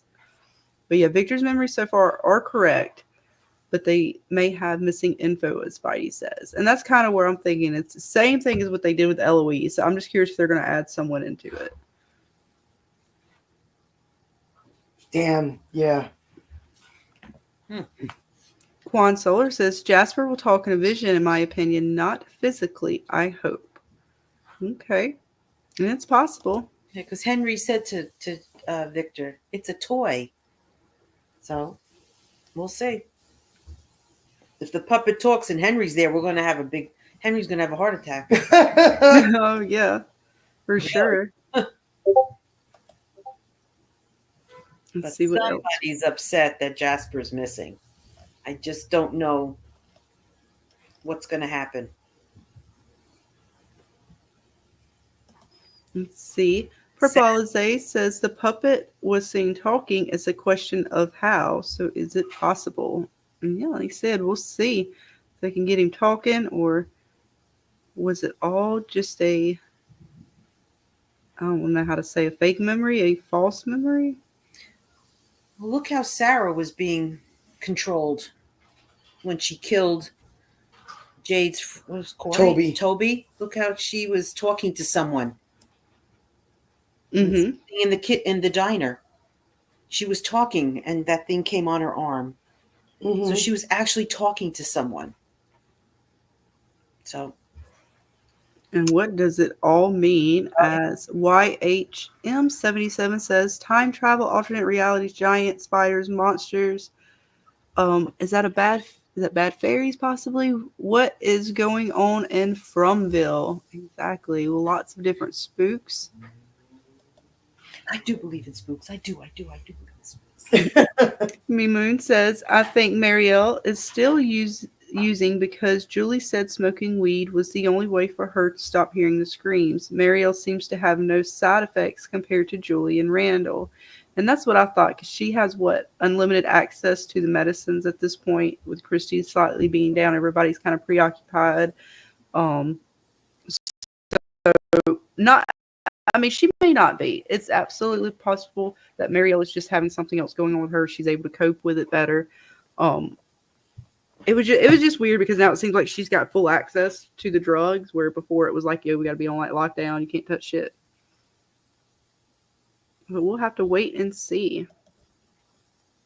Let's see what else we got. Will Jade ever find out about Toby's murder? Oh, yes. I don't know. That's another one. Will they ever have that sort of encounter with each other? I don't know, man. I don't know. Because we got a few like that now. Because we're going to see if Randall and Boyd are ever going to kind of face off. And we'll have to wait and see. I'm trying to wonder and think of how that would go down. Because she told Kenny, so they were kind of hanging out. So maybe her and Jade are going to have some time. Maybe not this season, next season. We'll have to wait and see. But let's see, guys. Still had a poll going. So go ahead and vote. Is Randall the mole / sleeper agent? Yes, no, not sure. And we will close that down in just a minute. See what you guys think on it. Oh, and welcome, Baby Clay. What is up, hon? Thank you for having me. Always. Mom, Baby Clay, Mom. Hey, Mom. Hello. What's his name? Baby Clay. Baby Clay? How you doing, baby? I'm doing all right. Good. How y'all doing? Good. There. After this show, I don't know what I'm going to do. We'll have to get you into some other shows to preoccupy you. I think I'm going to try to get her to watch Teacup. Okay. At least that one, you kind of already know what you're getting into. So it's not as much of a mystery, but it's still a pretty trippy show. Yeah, I think you'd like it. Let's get over this first because this is really challenging. Jackson says Eloise is Julie. And I mean, honestly, until they reveal what's going to go down in this place, those possibilities are still open. I don't think so. I think Eloise is still out there herself. But again, if we watched any of the other shows that the writers have done before, then we know that they like to play tricks with us. So anything is possible. Yes. Let's see. Body says maybe Marielle was less affected because of the drugs in her system. So she still had some lingering. Yes, that's what I think, Bitey. Oh man. I agree with that. Still got some of that morphine lingering down them veins, I see. Well, think about it. She's acting so calm. She's not really acting like, like she's just showing this calmness about her. Like, I think she saw something different compared to Julie and Randall. Like, I think she saw something more than screaming or like, I actually think she had some kind of vision. But wasn't she losing it when she was in Colony House? Well, she was just losing it because she was seeing the cicadas. Yeah, she was losing. She was still losing it. Yeah, but when she was under that state, I just wonder maybe she saw something different because she had drugs in her system. Julie had nothing, and Julie just went under. Exactly, and she says she doesn't remember. Yeah. Randall kind of is on the fence whether he remembers. Like, what if her drugs allowed her to see further into the visions, see more of the vision? Because Miranda, remember, she didn't start seeing the visions until she did. Well, she did acid with Henry. Exactly. So what if drugs unlock something in here? I got a comment here. Alabaster Dragon says, I think when Julie and Randall light up to smoke, Martin's chambers will come alive as Boyd's torch did. Ooh, could that be it? Could it be any light? Does it have to just be the torch? Oh, that would be so cool. I wonder. I think it's got to be the torch, for sure. I mean, we're going to find out if they get to light up and something happens. Do they even get to light up? Do they freak out before they even get to smoke? Then we know it's real. It ain't the drugs. Mm-hmm. No, I'm just kidding. It still may not be real. What was that sound that they were hearing? Yeah. Is it the monster? Is it the music box? Is it Martin? Is that still tied up in there? Like, everything resets. You go back through the whole trial again. Oh, I cannot wait to see. 12:01. This is the latest I've ever seen you stay up for a TV show. That's right. My mom's normally in bed come 9 o'clock. Yep. So she's been up at midnight, and I'm like, you watch? She's like, hell yeah, I'm to watch this show. And he says, I thought Victor said Eloise was dead. And yes, he did make a mention that Eloise didn't listen and his mom and her didn't make it. Or I forgot his exact words. But the only thing I questioned was the fact that he didn't find her body. And they haven't even made a mention to the body. They made a mention that Victor found his mom's body. So I'm waiting for him. To me, it was like a half confirmation that she was dead, but it wasn't like the full confirmation. Yes. But then again, with Victor, not to say that he's not accurate in things, but just the writers put that doubt in our head with the memory in Eloise. So now everything we kind of question with Victor, like how much does he remember? How much is he actually accurately remembering? Because even he talks about how he didn't even really remember his dad, or at least what he looked like, right? Because he didn't draw pictures from before. He only tried to draw stuff to remember once he got here. So it's as if he even slightly forgot memories from before just because, he didn't have pictures. He didn't have a way to remember it. Even us, you would think outside of this sort of realm or this world, that in the real world, you think about memories from when you were a child. What is it that helps you remember those things? Is it photo albums? Is it items, keepsakes? Is it talking about those things that, at dinner tables, at holidays that kind of help you remember those memories? Well, he hasn't had that, right? All he's had is what he's had, and from that everything else prior or from before, he may not even have anything to hold on to those memories for. So it's I don't know. Victor's a question mark in a lot of ways, and especially Yeah. Eloise. But I mean, I wonder if the ending of episode 6 will debunk Eloise as Tabitha, because that little girl looked nothing like Eloise. Jesus, she didn't. Remember when she was having Yeah. the flashbacks of her at the boulders? Mm-hmm. Yeah, She no, didn't I think look it's anything like Tabitha. I Eloise. don't think it's Eloise. But then again, it's a dream. So, and again, Tabitha even said in this episode, as well as in the trailer for the episode coming out tonight, that it's a reoccurring nightmare. She's making very sure to say it's a reoccurring nightmare. Now, whether or not they're going to reveal, no, she said that and then she realized it was an actual memory. I'm not sure yet, but I think so far I'm on the line of it's a reoccurring nightmare, that she's seen this beforehand. Now, is this her? I'm not 100% sure. I don't think it's Eloise, because I'm still not on the board on the bandwagon with time travel. Now, if time travel is introduced, then yes, this could be Eloise that she's seen, although it doesn't quite look like Eloise. Very just slightly, but then again, we're talking about them using actors or actresses and stuff to try to fill these roles. I don't know if they maybe couldn't get the same, child in order that they had for Eloise. Maybe they wanted to show a younger version of her. I'm not sure. So hold on. I got a question before you Go get ahead. deep. Are you saying that the vision? Okay, so at the end when Jade and Tabitha were having a little discussion, and she saw the pictures, and that flashback that she had when she was a little girl, you think that was a nightmare? That's what she calls it. She calls it a recurring nightmare. Okay. All right. I thought I don't know. It her could be right. revealed as a memory, but she calls it she calls this a I nightmare. thought it was a over memory. and over again. Like, so remember Abby said that she had a nightmare about this place a long time See, ago. it says I would have the same. This is the text or the whatever you You're call it right. from the show. You're right. That's I'd absolutely have the right. same nightmare over and over again. So Now, Abby again, was that actually doesn't telling mean the it's a nightmare. That doesn't mean that. That's just the way I'm interpreting it. I mean, that's no. I mean, is there any other way? Because I mean, I would have the Because she same could be, nightmare over and over again. Like, because it could be a So, memory. Because I don't want to discount the like, memory theories and stuff. Because the show oh well, yeah, for makes us sure. think so crazy. But But so I'm on that Abby mindset. was telling the Go ahead. truth.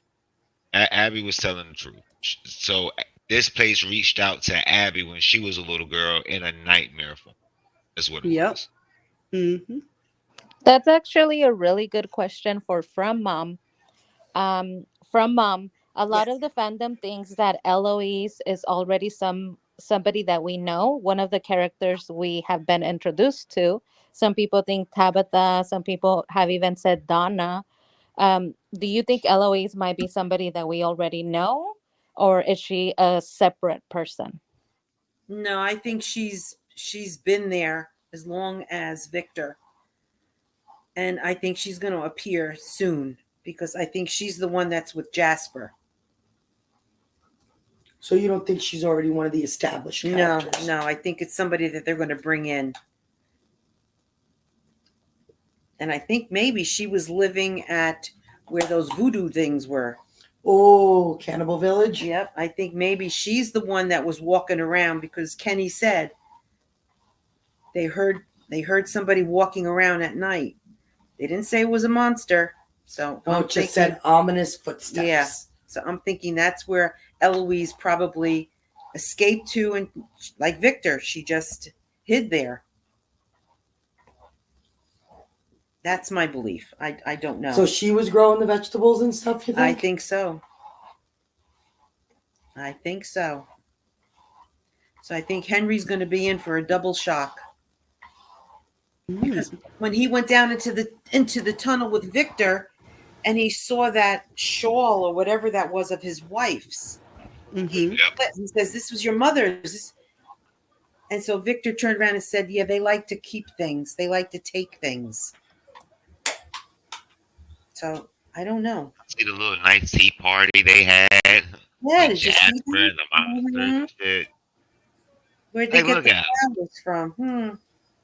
Okay, so go back to the mechanic right quick. Go back to the mechanic. Uh-huh. Let's see. I might even have a better one of him than that one. Here Because you it go. was some drawings. Okay, I can't see it. Can't see that Go one. up. Hang on. No, on the picture. You right. Let's go. Yeah, scoot it to the left. I mean to the right. To the left, I'm sorry. to the right. What's the writing on his thing? No, it was actually What I wish I could see the name on that tag. I'd have Yeah. to go back and see what was it, season Damn, one, I wish I could see the name season on that two. tag. Might be able to see it in one of the other seasons. Okay, so look, this is what I wanted to peep out. This is what I wanted to say too. These monsters move in the daytime. They just move in the cave. Can we all confirm that? Oh yeah, I mean we said because when Tabitha and Victor first go through, it's still wasn't it still daytime when the monster started? Like it was just before night, but it was technically still daytime, right? Yeah. Because they made it back to the truck before night, Damn right. and the That monster was lady moving. was up and talking. Like, hey Victor, you come back. Next time we're gonna make you stay. It's like, hold on. Here Did she you is. just get up and talk in broad daylight under the cave and didn't eat Victor? That was my biggest thing. She could have ate him. She could have ate Henry and Victor. And one time, boom, it's over. But she chose not to. She had a convo with him.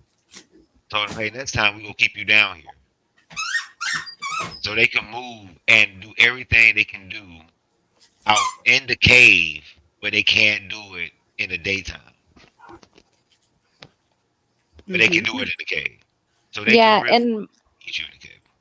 I think that that is another good indication for those of us that are keeping track of when they are making moves, that there is rules and regulations in this town.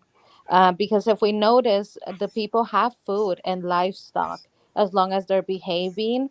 There is something that the forest is providing. So I think that this is another indication that the monsters play by the rules. They don't just slaughter, they don't just kill you. There must be a rule in place, because Victor has become untouchable almost to that extent. One So I second, think, guys. I'm sorry. Go ahead and finish up. Mhm. I I think was, maybe Kenny was on the right track, and going down there during the day, maybe you could potentially overpower them and set them on fire or something. Yeah. Sure. awesome. I just wanted to get. We got a super sticker coming that came in from Lazy Assassin for Hey. $1.99. Thank you. Thank you, hon. It says we got mood on there. It's got some happy smiles. Yes, that's right. It's a good mood.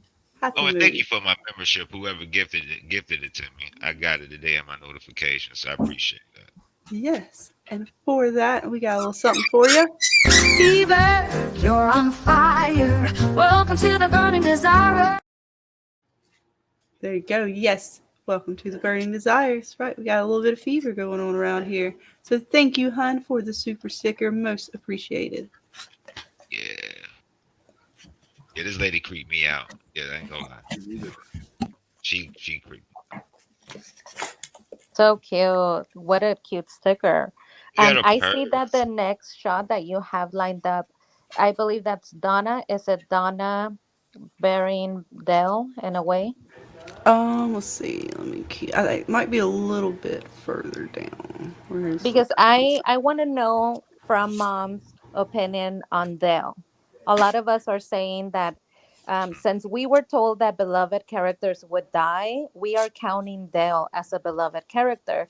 Do you believe him to be amongst those beloved characters that were gonna die, or how do you feel about him? I don't. Like Donna said, Dale was a pain in her ass for 2 years. I think once he knew that Tabitha came back. And then when he got in the feeling of the tree and everything, I had a feeling he was going to be the first one to go to the tree and try to get out of there. But I did not expect him to go into the pool. I just thought he was going to go into the tree and just go to limbo. But do you think he's considered beloved? Beloved? Because the show writers said that we're going to lose several beloved characters this season. So far we've lost Tien Chen. We've lost Nikki, who's a nobody. We've lost Dale. But to some people, Dale, they're considering beloved because they liked him. He was funny. Yeah, he stabbed. But do you think he's considered one of the beloved characters? No, I don't think I wouldn't consider him beloved. I would just consider him just a character like Nikki. I mean, maybe a little bit higher than Nikki, but maybe it would have been more beloved if Clara died than Dale. In my opinion, if Clara would have died, she's like a beloved, you know. So you don't think he's one of the? So now you saying that, since they said several of our beloved characters aren't making out of this season, and that's from the showrunner. Besides Tien Chen, then who do you think's gonna die?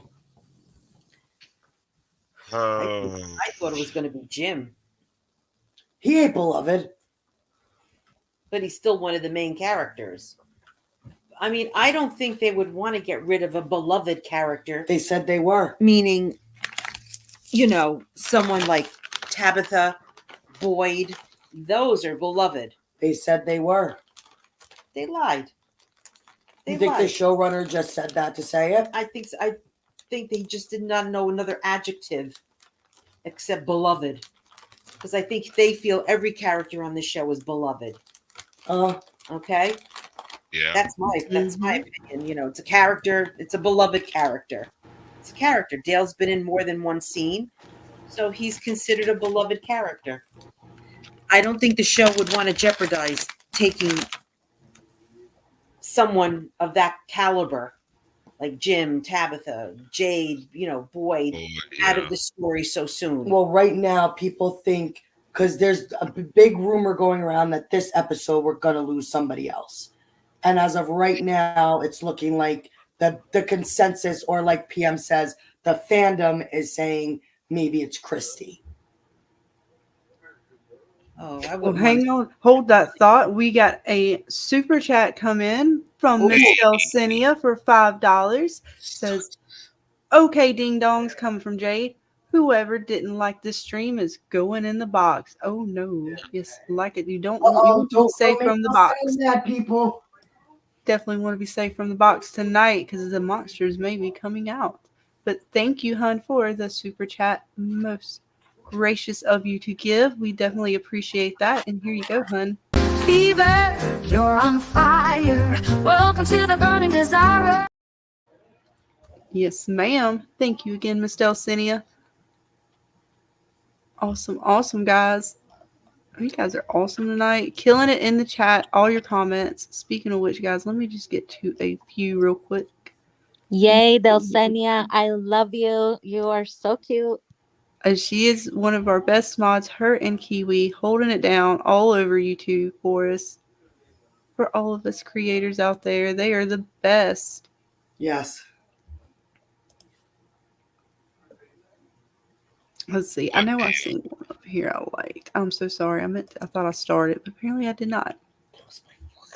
But yeah, you guys have been talking definitely about Tabitha and who is in her visions. So Tabitha's different. Abby and Miranda had visions of the town. Tabitha's vision is of the cabins area, says Spidey. So yeah, again, I don't know. I know one of you guys said that maybe Abby did not call hers a dream. She might have called it a memory. I'm gonna have to go back and double check on that so we make sure they're kind of saying the same thing. But yeah, they're definitely doing something with these folks. I believe she said dream, if I'm not mistaken. Yeah, I'm 95% sure that she said. I'm remembering.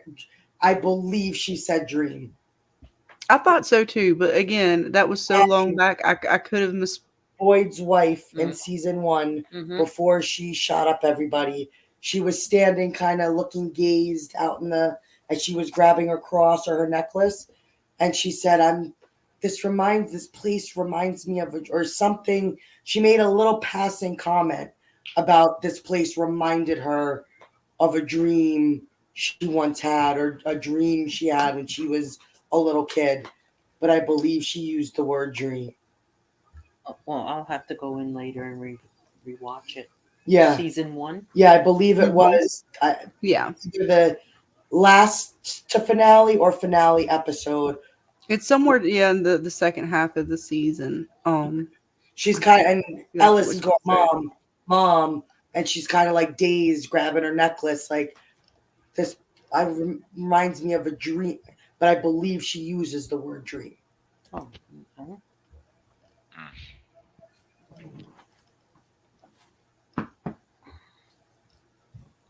Let's see what else we got.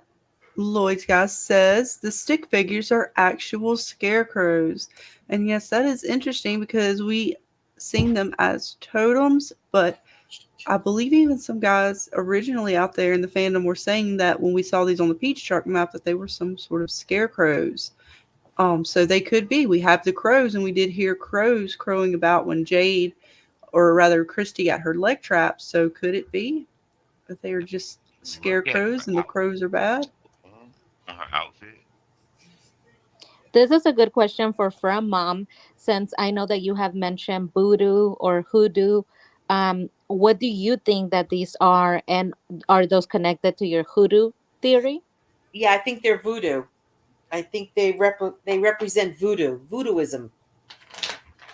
I really believe that that's something to do with voodoo. Just the looks on their faces. It's just. I watched an old movie, and it took place, I believe, in Louisiana, in the bayou, and it was a scene where these people were doing their chants, and they were voodoo, and the stick figures just reminded me of that scene in this movie. So that's why I'm One of your old horror movies. Yes, it was a real bad. No, it wasn't even a horror movie. It was an old movie back in like the 30s, Oh yeah. and it was took place down south, and the people, the slaves, were chanting, and they were by this river, and the master of the plantation said, they they worship voodoo.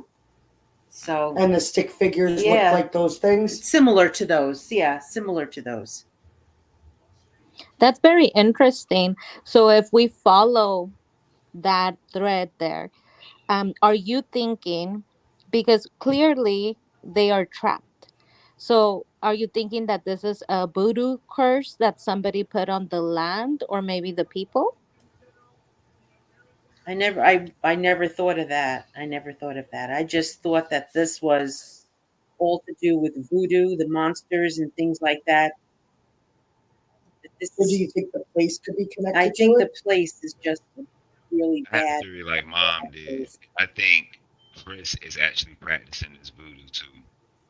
Yeah, it's just something, Chris, just the way the huts were built. And when Kenny said that he heard something out there, I mean, the monsters, they had this wail, you know. Remember when the granny monster, after she went through the house, Yeah, that screech, that that scream. scream, it was. And when Tabitha was standing by the window when she was getting ready to have the fight, and Oh, yes. Can you heard please tell us? you heard the monsters screaming. I mean, this is what. Yes. Before we move on, this is super like important, okay?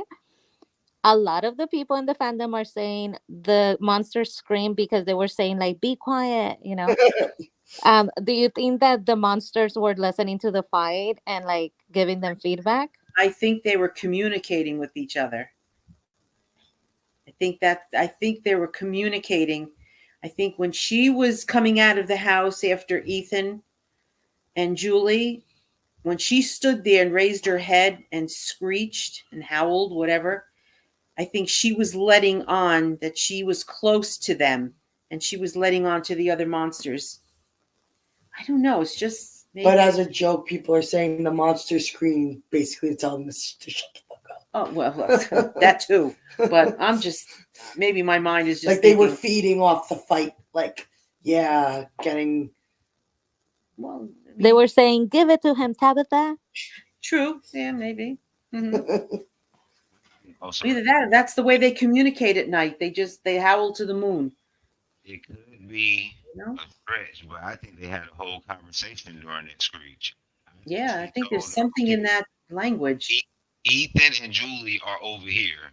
And then when the milkman came and, killed the cow in front of Jade, he screeched too. And I think he was saying, okay, I got Jade and I scared the shit out of him. So now we got his boy and Tien Chin, and we got to worry about them. And then that's how it all got set up. I honestly think they can have conversations during this little screeching stage that they're in. They can have conversations, but they can't have it while they're in the monster. So while they're in the monster form, that's how they communicate. Friendly Theory says possibly feeding off the emotions of the fight. That's a possibility. Purple Owl's a monsters, let's go. That's right, monsters. Tell them, the hell up. One Everybody thing's try for to sure, sleep. they were loving it. They were like, were. "Oh yeah, fight," because they love that stuff. Mhm. And talking about monsters, the kimono lady, we got to see a little bit more of her because the last time we saw her, she just said, "Help me." This time she kind of did a little bit more, and she appeared in the photograph. What's your opinion of her now as her story's developing? Is she a good spirit or a bad spirit? Thank you. If you were looking to ask my mom, she just came back. She was getting me my medicine. I'm sorry. I was getting my darling daughter her medicine. Such a great mother, such an amazing mother. I have an amazing daughter. Thank you. Oh yes, you do. She's very lucky. I love We her. were talking about kimono lady. Yeah, that's. What's your opinion on her since we got to see a little more of her? I have no idea what her relationship is with Elgin. Well, she said that she can get him out of there and she can get everybody home. I don't believe her. I don't believe her neither. And Elgin, I think, is like Julie, very naive, very young, very innocent. And I think like he's always talking about his grandma. And he said, if my grandma was here, I think he would say she was an angel or something. I don't know. I don't know. I mean, how he knew that place is when he was in the bus. And that really freaked me out. I said, Well, wow. here's a tinfoil hat theory for you. Okay. So now, Elgin, you said he had that reaction, right? Mm-hmm. What if Kimono Lady is his mom? And she had Elgin while in from, they somehow got Elgin out, and now possibly the same thing is happening to Fatima. That's why there's a connection between the two. She's having a baby within from, and could she possibly be turning into this spirit that Scarlet will give us a breakdown for because she has a spirit thingy that matches this? It's like this kind of like. It's you talking about the Japanese spirit, the Yuri? Yes. Yeah. Oh, I can't say the one that it is, but I can find it and spell it for you guys again because I'm Always terrible. talks about his grandmother, never his mother. Right. So what if this spirit's reaching out to him because Kimono Lady's his actual mother? That would be amazing.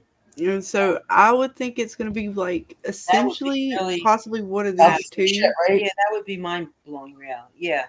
Really. Because it says all, or particularly the Yuris are going to be classified with the Japanese spirits as the sort of human or previously human, as opposed to the like the yokai and stuff. They are more manifestations of sort of emotions, animals, other things like that. So the Yuri, you get and I know I'm not going to say these terms right, I apologize, but an onryo refers to the spirit of a person who died with a grudge or hatred and was feared by people as bringing disasters through possession.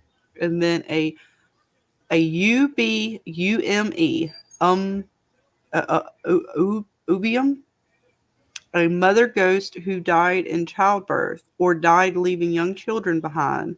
This Yuri returns to care for her children, often bringing them sweets. So she could fit either one of those. Or what if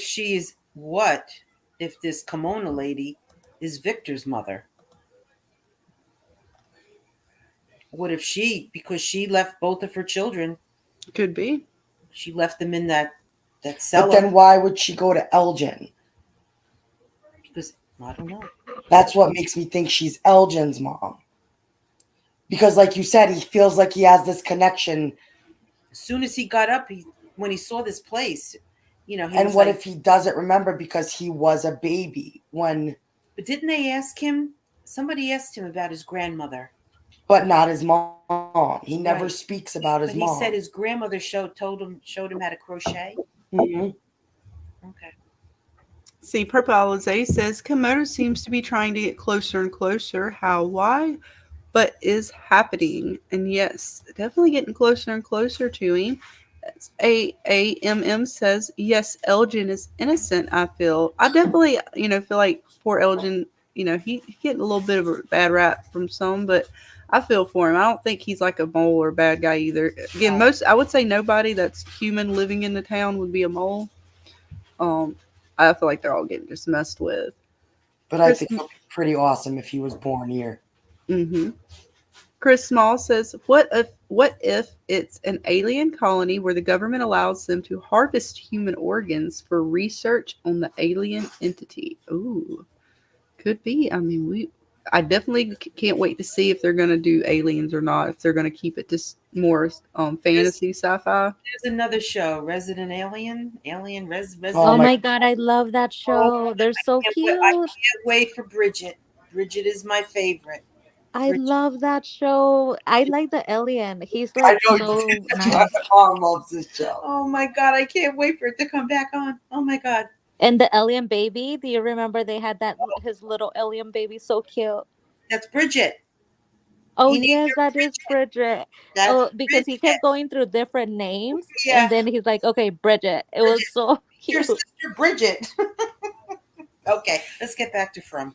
Because Bitey says the well, that's a kimono good lady question. How is would you... on Elgin's right shoulder, traditionally, or a tradition that's the angel shoulder. So the kimono lady is on Elgin's right shoulder. It could be considered the angel shoulder, so she could be helping him. I mean, it's definitely a possibility. The only thing that makes me question that is she grabbed them. You don't grab someone that way. She pulled him in and she's like whispering. That's not nice. That's giving like Insidious, my favorite horror movie. That's what the demon was doing in Insidious. It was getting closer and closer in the photographs until it got like right next to him. That's not very nice. So that, I mean, I don't think she's good. Mm-mm. I don't trust her either, but it's definitely an interesting thought. I mean, she seemed like maybe she was trying to help him. I know some folks want to say that she was helpful when the music box came. Maybe that's why it didn't mess with him. But then again, they're leaving it very open to our own imagination on what it could be. See, Friendly Theory thinks, look into the Water Mother Kimono Woman. And oh yes, I did hear some of you guys talking about that before. So that's definitely something, if you haven't checked that out, go look into the Water Mother. What, when you say water, remember Elgin, he almost drowned in the bathtub? Mm-hmm. That had something to do with the water. She was doing that. She was doing that to him. That's not nice either. You wouldn't get my help if you're trying to kill me. And some people argue that it would be because the music box, she was trying to save him from the melody. But who knows? Oh, geez, now my mind is really... Right? Too much going. Right? Do you get it now? It's too Do you much. get it now? What happens? It's too much. I feel like a spaghetti brain. It's too much. Yeah. Purple Alizé says, but why would Kimono be concerned about saving the whole town instead of getting Elgin out? She is using "I'll get you all out" instead of being closer to her son. Yeah, and again, like PM saying, definitely don't trust her. Um, She's I mean, manipulating it's him. creepy. I don't trust any. I told you I don't trust anything that was the supernatural creepy things floating around and about. She's manipulating him. She For really. sure, because it was very reminiscent. I think we talked about it last night. Of you guys called out the Sarah situation. It reminded me of Martin and kind of how he was talking to Boyd. So yeah, definitely some things to consider when we're looking at what these things are and what they can mean. See, Kiwi says, I don't think she's anyone's mother. She's meant to be Asian. Yeah, she definitely. That's what I got the Yuri spirit vibes from her. Definitely has the kimono on. And if Well, she is trying to possess doesn't someone, look like then a little bit of Asian, like mhm. Yes, from an people island, you know. people have tried to say that the kimono lady was possibly what Fatima was. You know. Yes. See, I like Elgin. I think this is from Blue. I think he saw a lot more in his dreams than he is telling or remembering. Yeah, there was definitely a lot more to his dream. Now, whether or not he's actually remembering it or not, it seems as if he was wanting to remember. It seems as if he's trying to remember, and then he stumbled into the camera, and now he is sort of going down the rabbit hole with that and this kimono lady. So we'll see what these pictures hold. He's going to the cellar.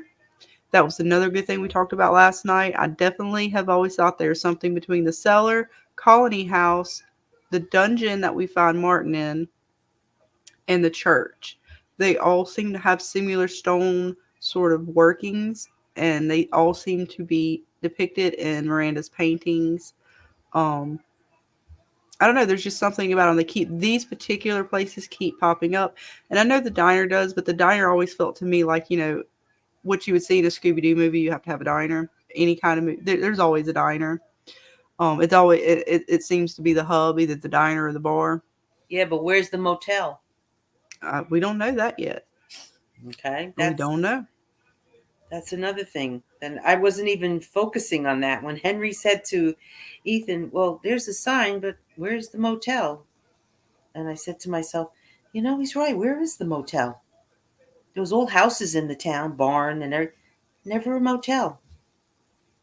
Mm-hmm. So I wonder where the motel is." Not sure. Hmm.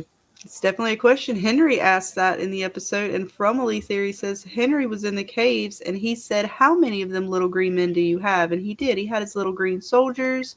Victor did to go into the caves. Is it a reference to aliens or something else? I definitely don't know, but he had his little green men Yeah, ready so we to won't get go. lost. Mm-hmm. It was kind of cute too, because I don't know. Victor's cute. He's a poor little guy. Well, he is. He is. I was trying to see. He had his little tin, and he was definitely ready to go with Dad. And Mom, what did you think about Victor and Dad in this part of the episode, where Victor or Henry's, wanting to spend some quality time with Victor, and Victor's, letting him know, it's not safe, Dad. I want you to, basically, I want you to get hurt, but you can Yeah, come along. exactly. Victor was looking out for his dad. He just Mm-hmm. didn't lose time. That's his father, and he was protecting him. Yeah, definitely. I thought I'm really loving how they are doing the dialogue with these characters, particular Yes. Victor, Boyd, Jade. Those three are my top favorites because they put a lot. To me, it feels like a lot more emotion, whether it's because of the way the writers have wrote the characters or the actors themselves, or a combination of both. But these moments sometimes are just better than even the more gruesome things. Which, trust me, I'm a horror fan. I do love some slashers, but man, did they pull at the heartstrings. I mean, Yeah. because Dad's trying, right? And Dad's like being real, like sweet about it, right? He's not overly pushy. He's kind of being very understanding, very calm. And even when after everything he saw, he was shaken, but he still had that concern for his child, right? Like, you've been through all this. Did you think that any family member of Victor's would be in this movie, be in from? I was shocked when Tabitha said, "You're Victor's father." I said, "Oh my Mhm. God." I said, "I'm glad she at least met somebody on the outside." Never thought that they were going to both come back. I said, that was really, that really, I said, wow. I know it was crazy. Like, yes, it was confirmed that Henry was Victor's dad, and then he came back and they had their reunion, which was, I know for you, probably your favorite episode almost in the whole season, just because of that. Henry and Victor kind of coming together. Oh God, that was just heart-wrenching. It was so good. Like, the whole setup through the episode for that, right? Because it started off with both Henry and Victor, in their own respects, having a conversation with somebody that you may not think would be the person that they would talk to. And they sort of, in a vulnerable state, talk about the other, and then they get to come together. And it was really sweet. So I enjoyed everything with Victor and Henry so far. I mean, I'm scared for Henry. Yes, I am too. Now, is he going to be considered one of the beloved characters that's killed off this season? I don't know. Because he's so new, but he is beloved in some respects. I think But that would destroy Victor. Oh, I don't think.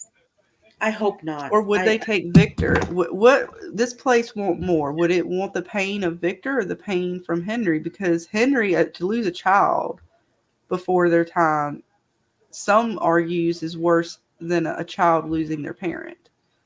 Unless Eloise comes into the story, and then she's the one that gets killed off. I don't know. My mind, I just can't. I don't want to think too much, because then I want to. No, I want to be surprised. I want to be shocked. Mm-hmm. I want to. I don't want any of these characters to be killed off, as they say. Yeah, we definitely don't want to see Very these go. disappointed. I would be very, very disappointed. But I don't know. Maybe those kids, the evil voodoo kids, maybe they're gonna appear. Maybe where other people will see them. Mm-hmm. I don't know what the writers have in mind. That's wow. Right? They're definitely putting us in quite a puzzle of sorts to think about. They're smoking weed as they're writing this story. Yes, indeed. Alabaster Dragon says, I think Kimono is actually trying to save them from the imminent flood coming. She's been in the floods after every reset. She woke Elgin up from the music box in tub. And she could be. Maybe she is the warning for the flood. It could be. She'd be warning them of things that are going to happen, and maybe has something to do with the root cellar. Again, I can't wait to see what he finds in this root cellar. We already know Jade had his little run-in with the root cellar. I can't, what is Elgin going to see? Because we saw a dude with the boulder in that same cabinet. Julie has sprung through the cabinet. What is he going to find in this fabulous cabinet of the root cellar? I cannot wait to find out. Let's see what else we got. 8:15. The Casanova says Kimono Lady is the previous iteration of Fatima in this experiment. Ooh, it could be. Well, Scarlett, my mom is going to say goodnight. Yes, ma'am. Thank you, Miss Suzie from Mom, for joining us. Well, it was my pleasure. Now I'm going to go in, get ready for 12 o'clock. I have my tablet ready. Awesome. Yes, it is. What? How many hours from now we got? 4. 8, 9, 9, 10, 10. Was it 3?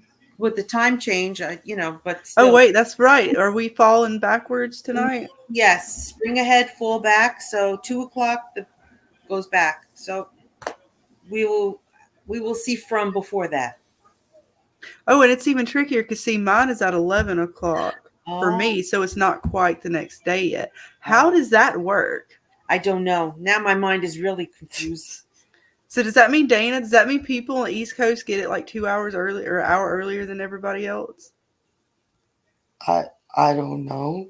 I so can't wait to see. I don't know. It's like time travel. I don't have to think about it. We don't change the clock until 2:00 Eastern time. Well, that's when we change it, so it goes back to 1. Oh, okay. Because ours, I believe, is at midnight our time.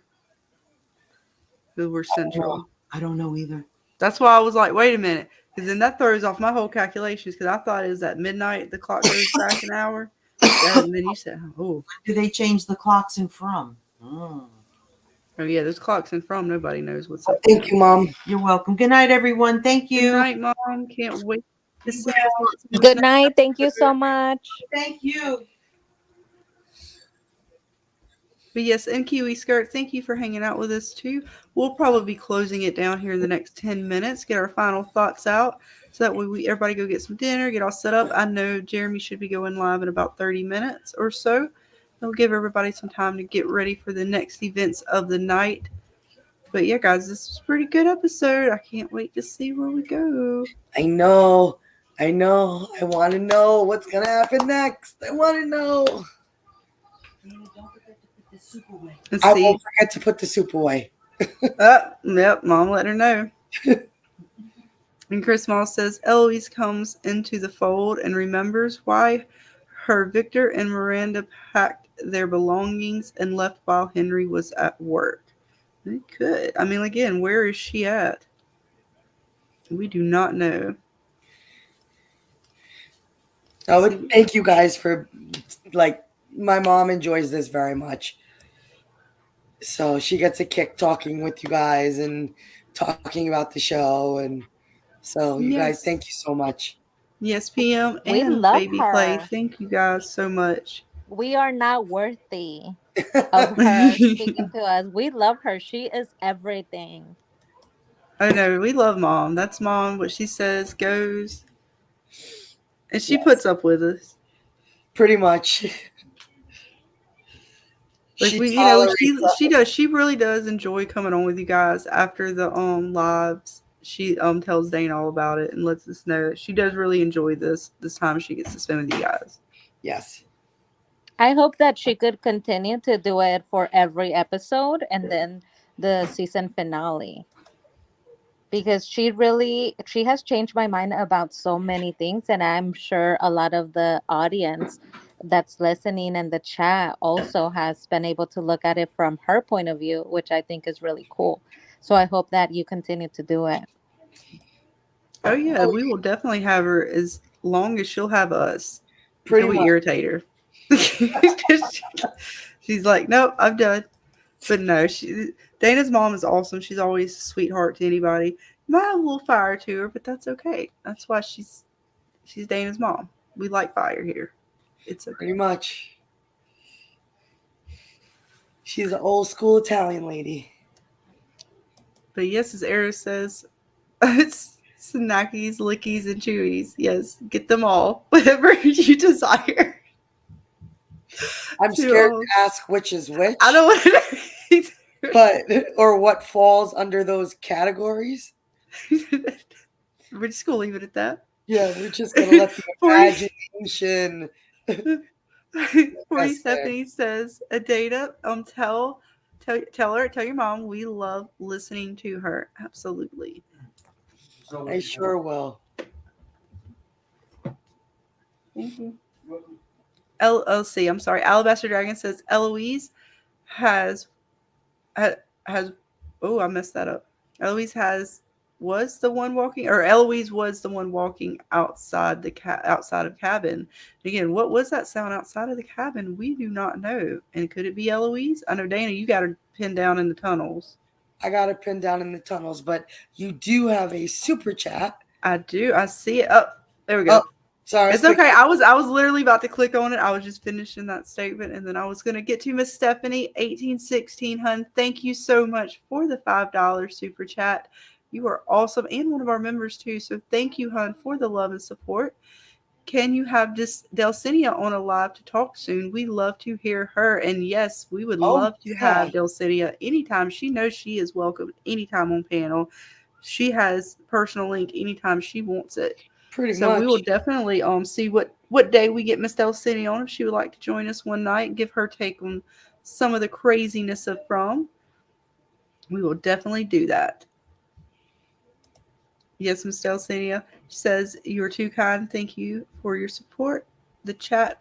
Thank you for your super chat and your support. So yes, thank you, hun. We're gonna play you some Fever.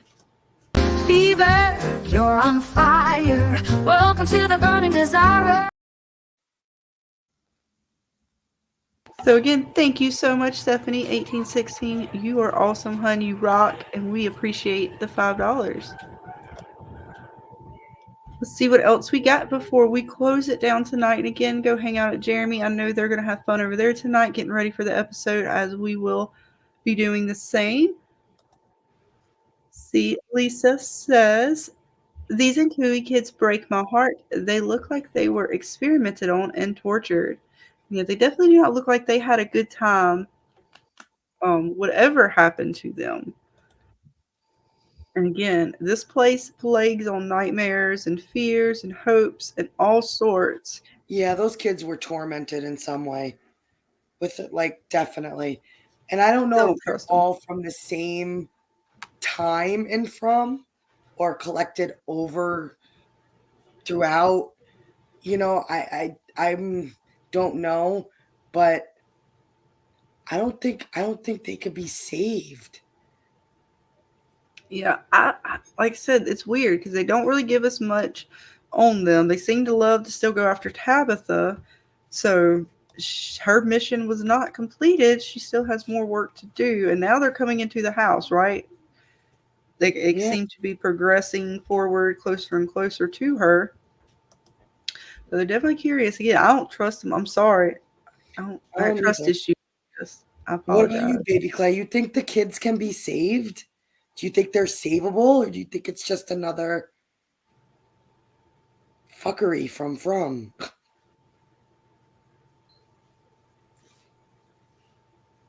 Oh, is he muted? I can't see. Oh, no. I'm sorry, hon. You're not muted, but we cannot hear you. What about you, PM? What do you? I know we know you think they are good, but what do you think? How do you think they were handled? I think it was definitely a sacrifice. Everything about the setup, the circle, the way that they were laying on it, it screams sacrifice to me. Now, as far as them being saved, there's something about the show that makes me think that the twist will be that they shouldn't be saved. Even though it's a tragic story, maybe having a little bit of people suffering there is keeping the world safer. And we have seen that in a couple of movies, like what Cabin in the Woods style, where there is a need for suffering. And so, like the trolley problem, a little bit of people suffer so that we may all live a better life. Um, Ultimately, I don't think that they're going to be saved. And they're making it out as if saving the children kind of ends the cycle or whatever's going on here. Like Miranda had to do it and the ones before her. So, I mean, maybe they do. They have to save the children. But how do you save children that seemingly are not still alive or walking around like ghosts? What do you have to solve? What part of the mystery do they need to reveal or unveil to sort of, correct or justify whatever happened? Because if this is a curse, right, there's a way to break a curse. You have to kind of figure out the root of the curse, and you have to figure out if the curse can even be lifted. And some curses can, some curses can't. Let's ask Dana. What I know you may know a little bit about curses. Like, so if a curse was enacted and there's a way to break it, and say this is a curse that's placed on a particular spot because of something that happened. Not so much that somebody enacted a curse on someone, but just the event itself caused a curse. How would you um rectify that? Or if there is a way to rectify that, how would that look, if you know? It would definitely require some kind of purification. You'd have to repurify the land or take away whatever. Well, first and foremost, you have to find out what caused the curse, what started the curse, whether it be an incident, a murder, like what is the starting point? Because until you know the starting point, you can't do anything about it. Because then you don't know what you're fighting. You don't know what you're trying to fix. So until we know what started this place or the why it's here, there is no helping the kids might not do anything. Figuring out the monsters might not do anything. Till you figure out the real beginning, I don't think you'll be able to solve the curse. You definitely got to figure out the why. Yeah, because like think about it. If this is a cursed place, okay, then the answer to that would be we have to purify it somehow. We have to release it. We have to cleanse it. We have to, take away whatever the negative is that's making it this nightmare place. So you'll have to find the core of what, because you know what I mean? Like, unless you know what you're fighting, you don't know how to fight it. That's true. So it could be, and they figure out, and maybe they can actually break the curse. Or will they be doomed to be stuck there forever? YHM77 says Fromville is undefeated. Everyone dies, only Ethan lives and starts the next cycle of people. However long Ethan is there by himself, like Victor. And that is definitely something that we could see in the end of this. We're hoping for a happy ending, but it is possible the cycle just repeats itself and Ethan, in a sense, turns out like Victor. I mean, he's already kind of doing that, right? He's got the jacket.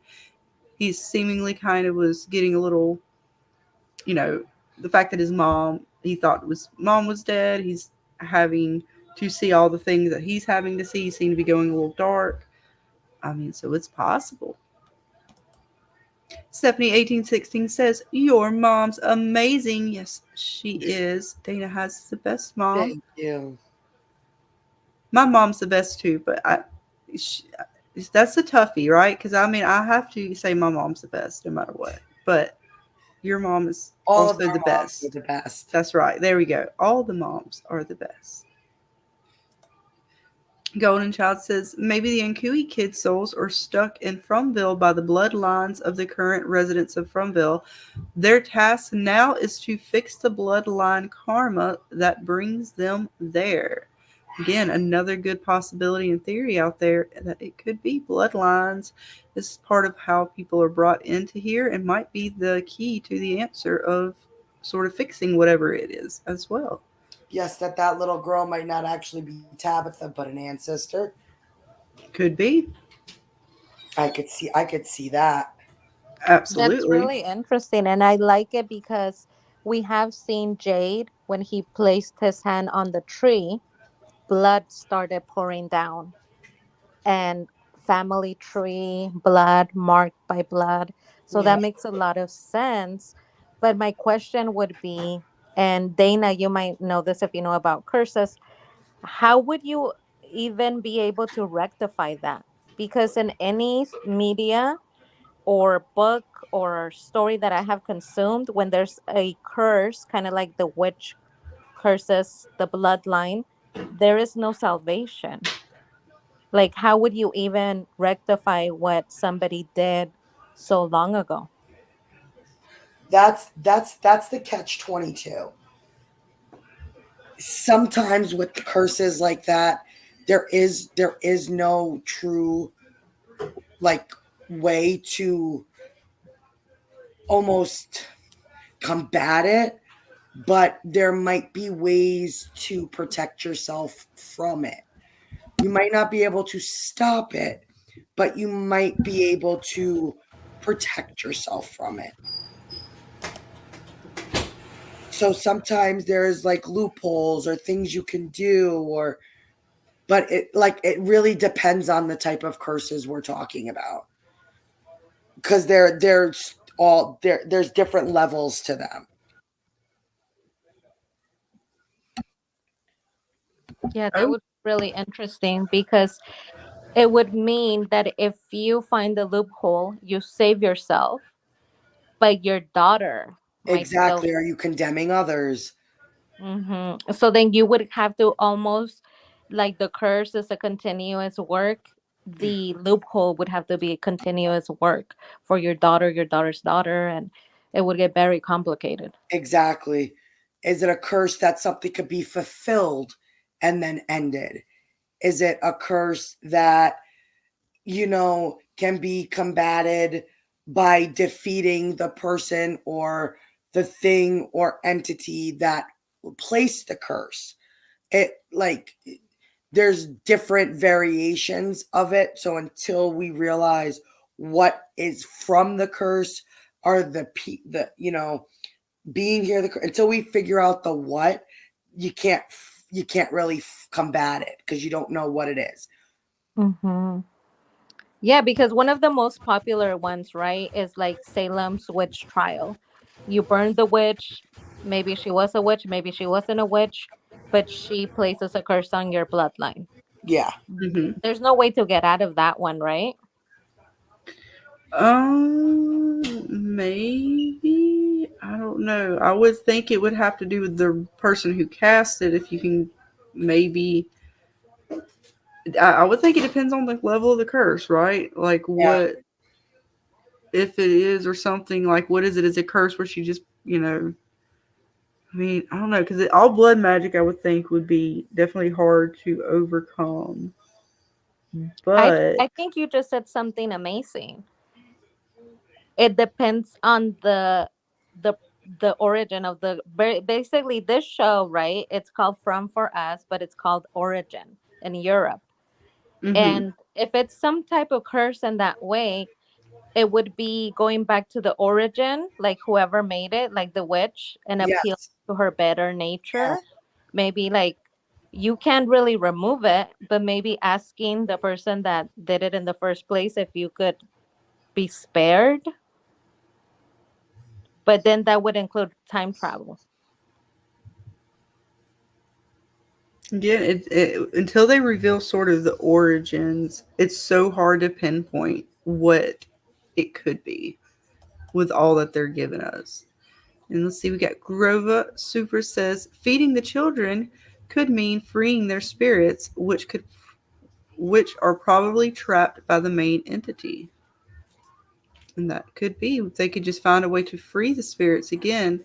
How do you do that in a place like this where the people themselves have a hard time escaping as well? Yeah. Let's see.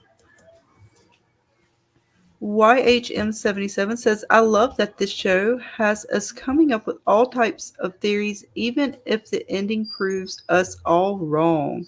A show that gets you this involved is worth every minute. Absolutely Yep. agree with that because that is what we love about it. Like I said, I've been wrong about so many things, and I just sit here keep thinking of all these crazy things, and I'm like, well, it was fun while it lasted, and we move on to the next theory. I'm still holding that Martin, so not Martin, evil. But I'm hoping that they will go back and let us know if he was or wasn't, because the curiosity of this show, it gets more curiouser and curiouser every day. But yeah, guys, I think we're going to get ready to wrap it up on that note, though. Again, thank you to everyone who joined us on panel tonight. PM, Baby Clay, and of course, Mommy Suzie. Awesome time with you guys. Yes. Thank you, guys. Thank you so much for letting me chat with you guys and My have mom an enjoys you. awesome. Oh, that is like the highest compliment ever. I love that. I love Mm-hmm. that. I carry that as a badge of honor. Um, have an awesome prom night. I know we're all super excited, and I'll see you on the next chat. Yes, thank you, my darling.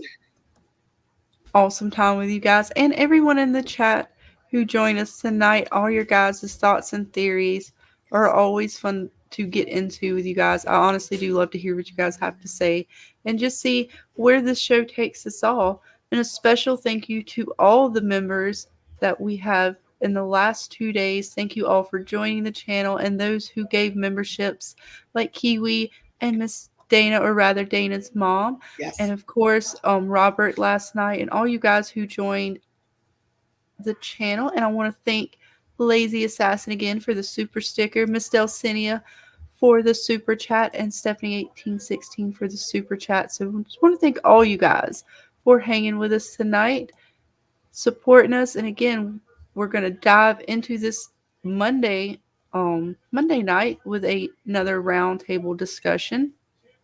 But tonight, before we close it, we got a super chat from the awesomest Robert Sanders. Thank you for the $10, hun. I've been listening all show while doing housework. Great live. Congrats again on monetization. Thank you, hun, again for all your support. Thank you for joining us on the live. What was it, a week ago now? I swear time has been flying by with I know. But thank you for joining us, Robert. And also I'm gonna reach back out to you. I gotta reach out to you on Discord. I do want to get back with you and go down the rabbit hole a little bit more on your color theory, because that is an awesome one. I've been looking back through a little bit, trying to like focus more on the clothing as I've been watching through some season 1, season 2 here or there. But thanks again, hun, for the $10. We're gonna give you a little fever. Fever, you're on fire. Welcome to the burning desire. There you have it, folks. Thank you again, hun. And thanks to all of you who joined us again. PM, Baby Clay, Mama Suzie, and everybody in the chat. I was going to say, until next time, we will see you all guys later. But we'll probably see you guys in whatever this time change we got going on in a few hours.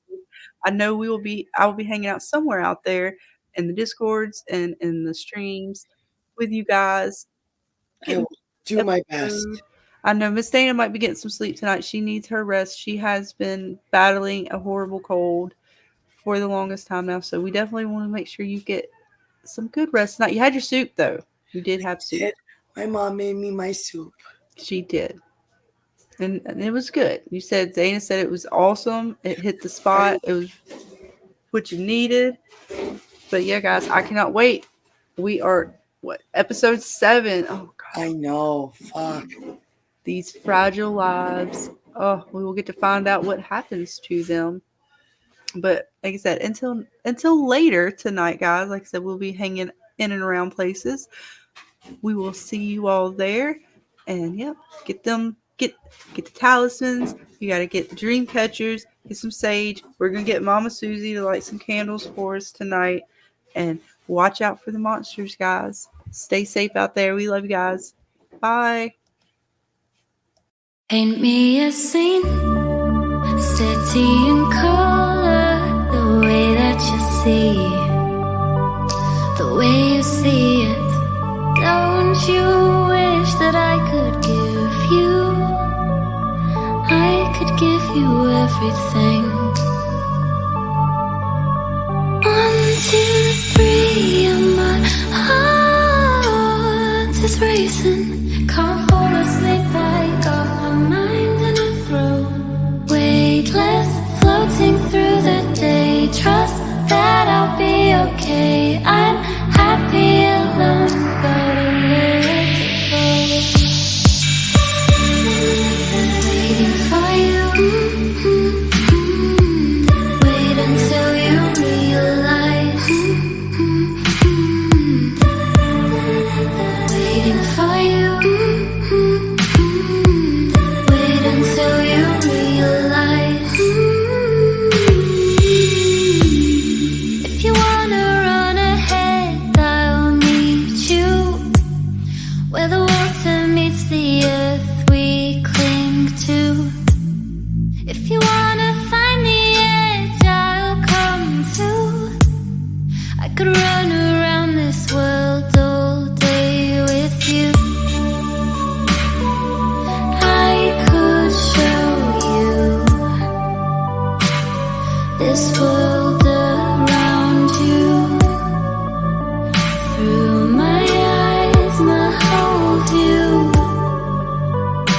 place I love, the place